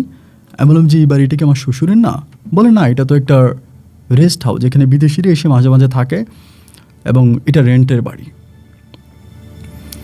আমি তখন বললাম কি বলেন রেন্টের বাড়ি? বলে হ্যাঁ, এটা একটা রেন্টের বাড়ি, এটা বিদেশিরা এসে মাঝে মাঝে এই বাড়িতে থাকে। আমি তখন একটু অবাক হয়ে গেলাম, যে কী বলে? আমি বললাম এই যে 2টা লোক ওই দিন আসে, আপনি তাদেরকে চিনেন? বলে না, চিনি না। তাই বলি এই যে বাড়ির ভিতরে জেরিন থাকে? বলে ম্যাডাম তো এখানে অনেক বছর ধরেই আছে, তিনি ভাড়া থাকে, এবং ম্যাডামের অনেক লোকজনও এখানে আসে। আমার ভাই তখন আমার মাথা আসমানটা ভেঙে পড়লো, যে এটা কী বলে। আমার কিন্তু তখন মানে অলরেডি 2 কোটি টাকা আমি ওকে দিয়ে দিছি, এবং শুধু 2 কোটি টাকা না, আমি যা ইনকাম করছি আমার জীবনের সবই কিন্তু আমি তাকে দিয়ে দিছি। আমার মাথাটা তখন চক্কর দিয়ে উঠলো। তো ও যে বলতেছে ও আমেরিকাতে আছে, আমার কাছে এই বিষয়টা তখন কেমন জানি সন্দেহ লাগতে শুরু হলো। হওয়ার পরে আমি আমেরিকা থেকে আসার পরে, মানে থেকে ফ্রান্সের থেকে আসার পরে একটা ফোন কিনে দিয়েছিলাম, একটা লেটেস্ট ফোন কিনে দিয়েছিলাম, একটা স্যামসাং কোম্পানির খুব ভালো একটা ফোন কিনে দিই, আলট্রা টাইপের। ওই ফোনটা আমাকে কিনে দিলে পরে আমার ওই ফোনের যে বক্সটা, ওই বক্সটা কিন্তু আমার সাথেই ছিল, মানে বাসায় ছিল। ওই কিন্তু আমেরিকার কথা বলে গেছে। তো আমার এক বন্ধু ফ্রান্সেই থাকে, ওর সহযোগিতায় আমি তখন যেই ফোনের যে বক্সটা ছিল, বক্সে যে এমআই নাম্বার ছিল, এমআই নাম্বার দিয়ে তখন আমি খুব ক্লোন করে আমি চেক করে দেখি যে আমার এই মোবাইলটা, যে মোবাইলটা আমাকে দিয়েছিলাম, এই মোবাইলটার লোকেশান দেখা যাচ্ছে চিটাগং। মানে এমআই দিয়ে চেক করার পরে দেখলাম যেটা চিটাগং, কিন্তু এটা আমেরিকায় দেখানোর কথা বা দেশের বাইরে দেখানোর কথা। এবং চিটাগংয়ে সে একটা হোটেল দেখাচ্ছে, একটা আবাসিক হোটেলে দেখাচ্ছে, মানে আবাসিক হোটেল বলতে একটা আবাসিক এরিয়ার ভিতরে দেখাচ্ছে। পরে আমি তখন সেই লোকেশান ট্র্যাক করে সেই এরিয়াতে গেলাম, ছদ্মবেশে গেলাম। যাওয়ার পরে যেদিন গেলাম ভাই, সেদিন রাতে থাকলাম। পরের দিন সকালবেলা আমি দেখলাম যে এক ছেলের সাথে আমার বউ জেরিন বেরোচ্ছে, এবং একেবারে হাজব্যান্ড ওয়াইফের মতো। মানে আমার তখন মাথার উপর আসমানটা ভেঙে পড়লো। করে ফোন দিলাম, ও কেটে দিচ্ছে। অনেকক্ষণ পরে ফোন ব্যাক করছে। আমি বললাম যে কী হলো জেরিন, ফোন ধরলা না? বলে আমি আব্বু আম্মুর সাথে একটা মিটিংয়ে ছিলাম। তুমি এখন কোথায়? বলে নিউ ইয়র্কে। তা আমিও কি একটু আগে চিটংয়ে দেখে আসছি। কারণ হোয়াটসঅ্যাপে তো আর লোকেশন ট্র্যাক করা যায় না বা লোকেশন দেখা যায় না, কিন্তু ও যেটা বলে সেটাই। তখনও কিন্তু আমাকে কিছু বলি না, কারণ আমি জানি এখন যদি ওকে কিছু বলি তাহলেও হুট করে চেঞ্জ হয়ে যাবে, এবং চেঞ্জ হয়ে গেলে তো আমি আর কোনো কিছু করতে পারবো না। একটা মানুষ যদি হঠাৎ করে চেঞ্জ হয়ে যায়, একটা মেয়েকে কী বা করা যাবে? উল্টা ওরে আমার আরও 20 লাখ টাকা দিয়ে ওরে আমার ছাড়তে হবে যদি আমি এখন ঝামেলা করি। ভাই আমি তখন আর মানুষ হিসাবে নাই আর কি, আমি তখন কান্নাকাটি করতে শুরু করলাম যে কী করব। এবার আমার ওই বন্ধুর হ্যাকার বন্ধুর সহযোগিতা আমি তখন বললাম যে তার ফেসবুকটা হ্যাক করব। আমার বন্ধুকে দিয়ে খুব কষ্ট করে, যেহেতু ফোনটা আমার ফোনেই ও হোয়াটসঅ্যাপ চালাইতো বা ফেসবুক চালাইতো, আমি যে ফোনটাকে কিনে দিয়েছি সেজন্য ওর ফোনটা হ্যাক করা আমার জন্য খুব কঠিন হয়নি। আমার বন্ধুর ফোনটা হ্যাক করলো, এবং ফোনটা হ্যাক করার পরে সর্বপ্রথম যে জিনিসটা দেখলাম, চিটংয়ে ওর একটা হাজব্যান্ড আছে, এবং এই লোক একজন প্রতিষ্ঠিত ব্যবসায়িক, তার একটা বউ আছে, ওই বউ আছে, এবং সেই বউ আছে জেরিনও আছে। তিনি খুবই নাম করে একজন বিজনেসম্যান। জেরিন তার বউ, এবং স্টিল তার সাথে সংসার করে, মাঝে মাঝে চিটংয়ে গিয়ে তার সাথে থাকে। আরেকটা অবাক করা বিষয়, আমি তার আরেকটা হাজব্যান্ড পেলাম, সে আমেরিকাতে থাকে। 2টা হাজব্যান্ড স্টিল আছে, তাদের সাথে তার কমিউনিকেশন হচ্ছে, কথাবার্তা হচ্ছে। মাঝে মাঝে সে আমেরিকাতেও তার ওই হাজব্যান্ডের কাছে যাচ্ছে, হাজব্যান্ডের কাছ থেকে আসতেছে, ওইটা কিন্তু সে কন্টিনিউ করছে। তার হাজব্যান্ড একটা আমেরিকাতে থাকে, ওখানে সে জব করে। এবং তার যে কথিত বাবা মা, এরা আসলে ওর বাবা মা না। কারণ বাবা মা না বললাম এই মর্মে, ওই লোকেশদের সাথে ওর কোনো কমিউনিকেশন নাই, কোনো কথাবার্তা নেই, কখনোই কথাবার্তা বলে না। তারা দুজনেই ভাড়া করা ছিল, যেটা আমার কাছে মনে হলো। ভাবলাম যে কী করা যায়। এরই মাঝে আমি ইনকোয়ারি করতে গিয়ে, ওর সম্বন্ধে ইনকোয়ারি করতে গিয়ে এই অল্প কয়েকদিনে আরও যে নিউজটা পেলাম, সেটা শোনার পর আপনার মাথা পাক দিয়ে উঠবে। এছাড়া ও 7টা ছেলেকে বিয়ে করেছে। 7টা ছেলেকে বিয়ে করেছে, বাংলাদেশ সহ দেশের বাইরে বিভিন্ন জায়গায় ওর 7টা বিয়ে হয়েছে। যে বিয়ের ডকুমেন্টগুলো, আমি প্রত্যেকটা ডকুমেন্ট আমি নিতে সক্ষম হই, এবং প্রতিটা প্রায় অনেকগুলো স্বামীর সাথে আমি কথা বলি, তাদের সাথে ওর ছবি ভিডিও, বিভিন্ন দেশে ঘোরা, এবং বিশেষ করে সৌদির একটা লোক, ওই লোকের বাড়িও ছিল নোয়াখালীতে। তিনি নোয়াখালীর একজন প্রতিষ্ঠিত ব্যবসায়িক ছিলেন, সৌদির একজন প্রতিষ্ঠিত ব্যবসায়ী ছিলেন, বাড়ি ছিলেন নোয়াখালীতে। তার কাছ থেকেও প্রায় 3 কোটি টাকার মতো নিয়ে গেছে। একইভাবে বিয়ের পরে ওনার সাথেও সেম কাহিনী করেছে, বাবা মা আমেরিকাতে থাকে, এই সে এগুলো বলে। এবং মূলত ওর জন্মটা হচ্ছিল একটা পতিতালয়ে, সেখান থেকে ওর বেড়ে ওঠা, কিন্তু পতিতালয়ে কাজ করেও যে টাকা ইনকাম করতে পারতো, সেই টাকা দিয়ে তো আসলে এই সমাজে চলা যায় না। তো যার জন্য ও যেহেতু বেশি সুন্দরী ছিল, টপ সুন্দরী ছিল, এই জন্য এই পথটা অবলম্বন করেছে। 15 দিন পরেও আমেরিকা থেকে ব্যাক করেছে, ওর কথা। কিন্তু সে এসেছে চিটং থেকে প্লেনে ঢাকা এয়ারপোর্টে। ওর পাসপোর্টটা আমাকে কখনোই ধরতে দেয় না, মানে পাসপোর্টটা আমি কখনোই ওর পাই না। ওর একটা লকার থাকে, এটা সবসময় তালা মারা থাকে। পরে ভাবলাম কি করা যায়। আমার সাথে শুয়ে আছে, অলরেডি চিটংয়ে একটা স্বামীর সাথে থেকে এসে এখন আমার সাথে শুয়ে আছে। কদিন পর হয়তো আমেরিকাতে অন্য স্বামীর কাছে যাবে। বুঝতে পারতেছিলাম না কি করব। ফোনটা আসলে আমার কাছ থেকে চলে যায়, দূরে গিয়ে ফোনে কথা বলে, আমার সাথে কথা বলে না। আমি যদি ভাবলাম যে জোরে আমি মেরে ফেলি, যদি মেরে ফেলি তাহলে তার যে হাজব্যান্ডরা আছে তারা খুঁজতে আসবে, এবং তারা যদি খুঁজতে এসে সে মৃত পায়, তাহলে তার হাজব্যান্ডরা আমার নামে মামলা দিবে। বিশেষ করে চট্টগ্রামের যে লোক আছে সে খুব ডেয়ারিং, আমেরিকাটা যেমনই হোক, এবং ওর পিছনে অনেক রাঘব বলরা আছে যারা ওকে প্রোটেকশন দেয়। আমি এখন কী করবো? ওর সাথে যদি ঝামেলা করতে যাই তাহলে ওকে 20 কোটি টাকা, 20 লাখ টাকা দিয়ে আমাকে ছাড়তে হবে। 2 কোটি টাকা তো গেলই, 2-2.5 কোটি টাকা তো গেলই, আরও 20 লাখ টাকা দিয়ে ওকে আমার ছাড়া লাগবে। এবং আমার কাছে কেন জানি মনে হচ্ছিল ও হচ্ছে বর্তমান সময়ের এক রাসেল ভাইপার। ও তো সাপ নয় যে 20 দাঁতটা ভেঙে ছেড়ে দিব, এরপরে হয়তো ভালো হয়ে যাবে। কিন্তু আমার প্রশ্ন হচ্ছে, আমি এক হত দরিদ্র গরিব বাপের ছেলে সজীব, নোয়াখালীর কোনো এক চর এলাকায় আমার জন্ম হয়েছে। আমি আল্লাহর হুকুমে, আল্লাহর দোয়ায়, আল্লাহর ভালোবাসা হয়তো আমি ফ্রান্সে গিয়ে পৌঁছেছি বলে আমার সর্বোচ্চ কেড়ে নিয়েছে। আমার বাপের যে ভিটাটা ছিল, আমার বাপের ভিটাটা পর্যন্ত নিয়ে গেছে। চিন্তা করলাম কি করব, কি করব, কি করব, কি করব? মেরে ফেলবো? একবার মাথায় আসলো মেরে ফেলবো। আমার এক দুঃসম্পর্কের বন্ধুর সাথে কথা বলি, ও ফ্রান্সে থাকে। ও আমারে বুদ্ধি দিল, একটা কাজ কর, পাগল বানায় দে। এই মেয়ে পৃথিবীতে যতদিন থাকবে সে ঠিক ততদিন এসব করেই বেড়াবে, পাগল বানায় দে। আমি তখন বললাম কেমনে পাগল বানাবো? ও বলে ইঞ্জেকশন দে। ও আমার একটা এমবিবিএস ডাক্তারের সাথে পরিচয় করাই দিল। মোটা অঙ্কের ঢিলিংয়ের মাধ্যমে রাতের বেলায় তাকে এসে ঘুমের ওষুধ খাওয়ালাম আমি কোনো না কোনোভাবে। ঘুমের ওষুধ খাওয়ার পরে আমার সেই বন্ধু আসার পরে, বন্ধুর পরিচিত ডাক্তার আসার পরে তখন তিনি ইঞ্জেকশন পোস্ট করলো। ইঞ্জেকশন পোস্ট করার 6 ঘন্টা পরে বললো জ্ঞান আসবে, জ্ঞান আসলে সে মেন্টালিটি পাগল। এবং 6 ঘন্টা পরেই যখন তার জ্ঞান আসলো তখন সে সম্পূর্ণভাবেই পাগল। আমি নিজের হাতে তাকে ছিঁড়া কাপড় চোপড় পরিয়ে বাসা থেকে বের করে দিলাম।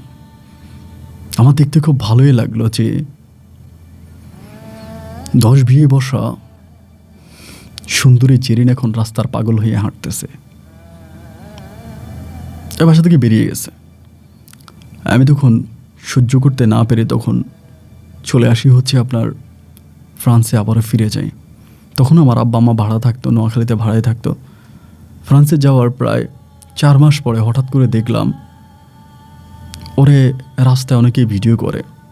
অনেক ইউটিউবার আছে যাদের কোনো কাজ নাই, খাইয়ে দেয়া, ক্যামেরা নিয়ে রাস্তায় ঘুরে। এরা হঠাৎ করে ওরে ভিডিও করতে শুরু করছে যে সুন্দর একটা মেয়ে রাস্তায় ঘুরে বেড়াচ্ছে। আমি তখন ভাবলাম যদি কোনো না কোনোভাবে ওকে যদি কেউ ধরতে পারে, বা ওর যে কথিত স্বামীরা আছে বা স্বামীরা আছে তারা যদি জানতে পারে, তাহলে তারা যদি তাকে টেস্ট করতে যায় তাহলে ইঞ্জেকশন দেওয়া হয়েছে এবং সেই মর্মে হয়তো আমি ফেঁসে যেতে পারি। সেখানে আমি নোয়াখালী থেকে আমার এক পরিচিত ভাইকে পাঠাইয়া ওই ইউটিউবারের মাধ্যমে কোথায় থাকে সেই লোকেশন নিয়ে তাকে আমি ঢাকাতে একটা ফ্ল্যাট ভাড়া করে, আমার নোয়াখালীর এক দাদি আছে যার ছেলে মেয়ে কেউ নেই, উনি একটু গরিব, ওনাকে আমি ওই দাদিকে আমি তার সাথে রাখছি। দাদি তাকে খাওয়াচ্ছে, পড়াচ্ছে, ওর সাথে রাখছে। এখন পর্যন্ত আজকে প্রায় 2 বছরের কাছাকাছি হয়ে গেছে ও পাগল। ঢাকাতে একটা ফ্ল্যাটেও ভাড়া আছে, ভাড়াটাই আমি দিচ্ছি এবং ওই দাদি ওর টেক কেয়ার করতেছে। আমার আব্বা আম্মা এখনও গ্রামে বলতে এখনও ইয়েতে আছে। আমি এখন একটু জায়গা কিনেছি, বাড়ি বানানোর ট্রাই করতেছি, এখনও বাড়ি বানানো হয়নি। কিন্তু প্রতি মাসে ঢাকাতে ওর পিছনে আমার অনেক টাকা চলে যাচ্ছে। ওর ভাষা ভাড়া, ওর খাওয়া, দাদির বেতন, প্রায় আমার মাসে 40-50 হাজার টাকা ওর পিছনে খরচ হয়ে যাচ্ছে। তো আমি এখন ফ্রান্সে খুব ভালো একটা অবস্থার মধ্যেও নাই। এখন ভাবতেছি ভাই আমি কী করব? আমি ওকে পুনরায় আবার রাস্তায় ছেড়ে দিব, নাকি আমার আব্বা আম্মাকে আমি ফ্রান্সে নিয়ে এসে আমি একটু সুন্দরভাবে আব্বা আম্মাকে নিয়ে থাকবো, না কি করব? তাহলে তো ওর পিছনে প্রতি মাসে আমার 50 হাজার টাকা যাচ্ছে, বাট এই টাকা তো আমার কোনো বেনিফিট নেই। এবং ওর যে হাজব্যান্ডরা আছে, ওর কোনো খবর নেয় নেই। ও যে পাগল হয়ে গেছে, কোথায় আছে না আছে তারা কখনোই তার কোনো খবর নেয় নেই, বা কতটুকু নিয়েছে আমি জানি না। তা আমি এই বিপদের মধ্যে পড়ে আজকে ফ্রান্সের এক ছোট্ট শহর থেকে আপনাকে আমার জীবনের কথাগুলো জানালাম। এখন আমি এই জেরিনকে কী করব? রাস্তায় ছেড়ে দিব, নাকি মরণ পর্যন্ত মাসে 50 হাজার টাকা করে দিয়ে যাব? কীভাবে এই বিপদ থেকে রক্ষা পেতে পারি? আপনার কাছে একটা সমাধান চাই। আপন ভাই, আসসালামু আলাইকুম।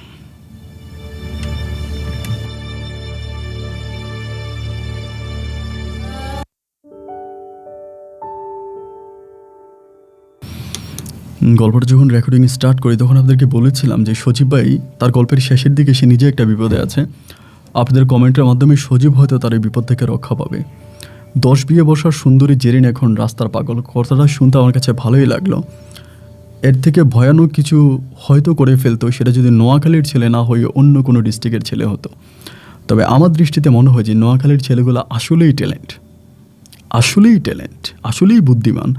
কারণ বুদ্ধিমান না হলে ঠান্ডা মাথায় এত সুন্দরভাবে একটা কাজ কিন্তু সজীব করতে পারতো না। আমার জায়গায় হলে এমন আমি তাকে মেরেই ফেলতাম। আমি যদি সজীবের জায়গায় হতাম তাকে সেদিন আমি বালিশ চাপা দিয়ে মেরে ফেলতাম। সত্যি যে এই কথাটা, কারণ আমি জানি না এই হাদিস বলা ঠিক হবে কিনা বা এটা কতটুকু সত্যতা আছে। আমি কিছুদিন আগে শুক্রবারে জুমার নামাজ পড়তে গিয়েছিলাম মসজিদে। সেখানে খুতবায় আমাদের ইমাম সাহেব বলেছিল যে, মানে ওয়াজ ইমাম সাহেব বলেছিল যে বিষাদর সাপ দেখলে যদি না মারা হয় তাহলে কিন্তু সে কিন্তু মানে অন্যায় করলো, বা রাসূলের দলের শরিক কিন্তু সে না। রাসূল বলেছে বিষাদর সাপ দেখলে মেরে ফেলো, কারণ তারা মানুষকে ক্ষতি করে, তারা মানুষকে মেরে ফেলে। তো রাসূলের ওই হাদিস অনুযায়ী আমার কাছে মনে হয় যে জেরিন বর্তমান সময়ে রাসেল বাইফারের চেয়েও আরও ভয়ানক কিছু। সুতরাং এটা মনে করি আমি তাকে মেরে ফেলতাম।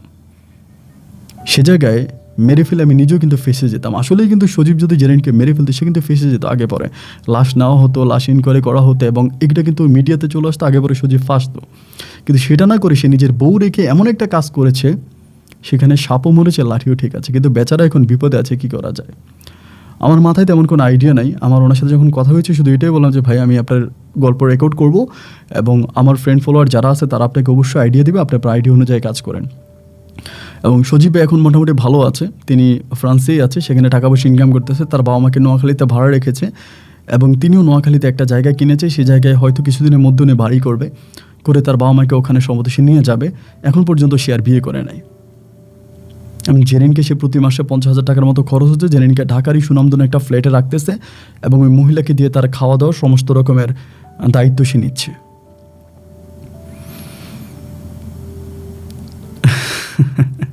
হায় রে জীবন! আবারও বলি, জীবনের বাস্তবতা হার মানিয়ে দেয় গল্প, সিনেমা আর রূপকথা। বন্ধুরা, আপনারা একটা কমেন্ট লিখবেন, কমেন্ট লিখলে হয়তো সজীব তার জীবনের শেষের দিকে একটা সঠিক পথ খুঁজে পাবে। সবাই ভালো থাকবেন, সুস্থ থাকবেন, এই শুভকামনায় আজকের মতো এখানে বিদায়। দেখা হবে অন্যদিন অন্য কারো বাস্তব জীবনের গল্প নিয়ে। আল্লাহ হাফেজ অ্যান্ড আসসালামু আলাইকুম।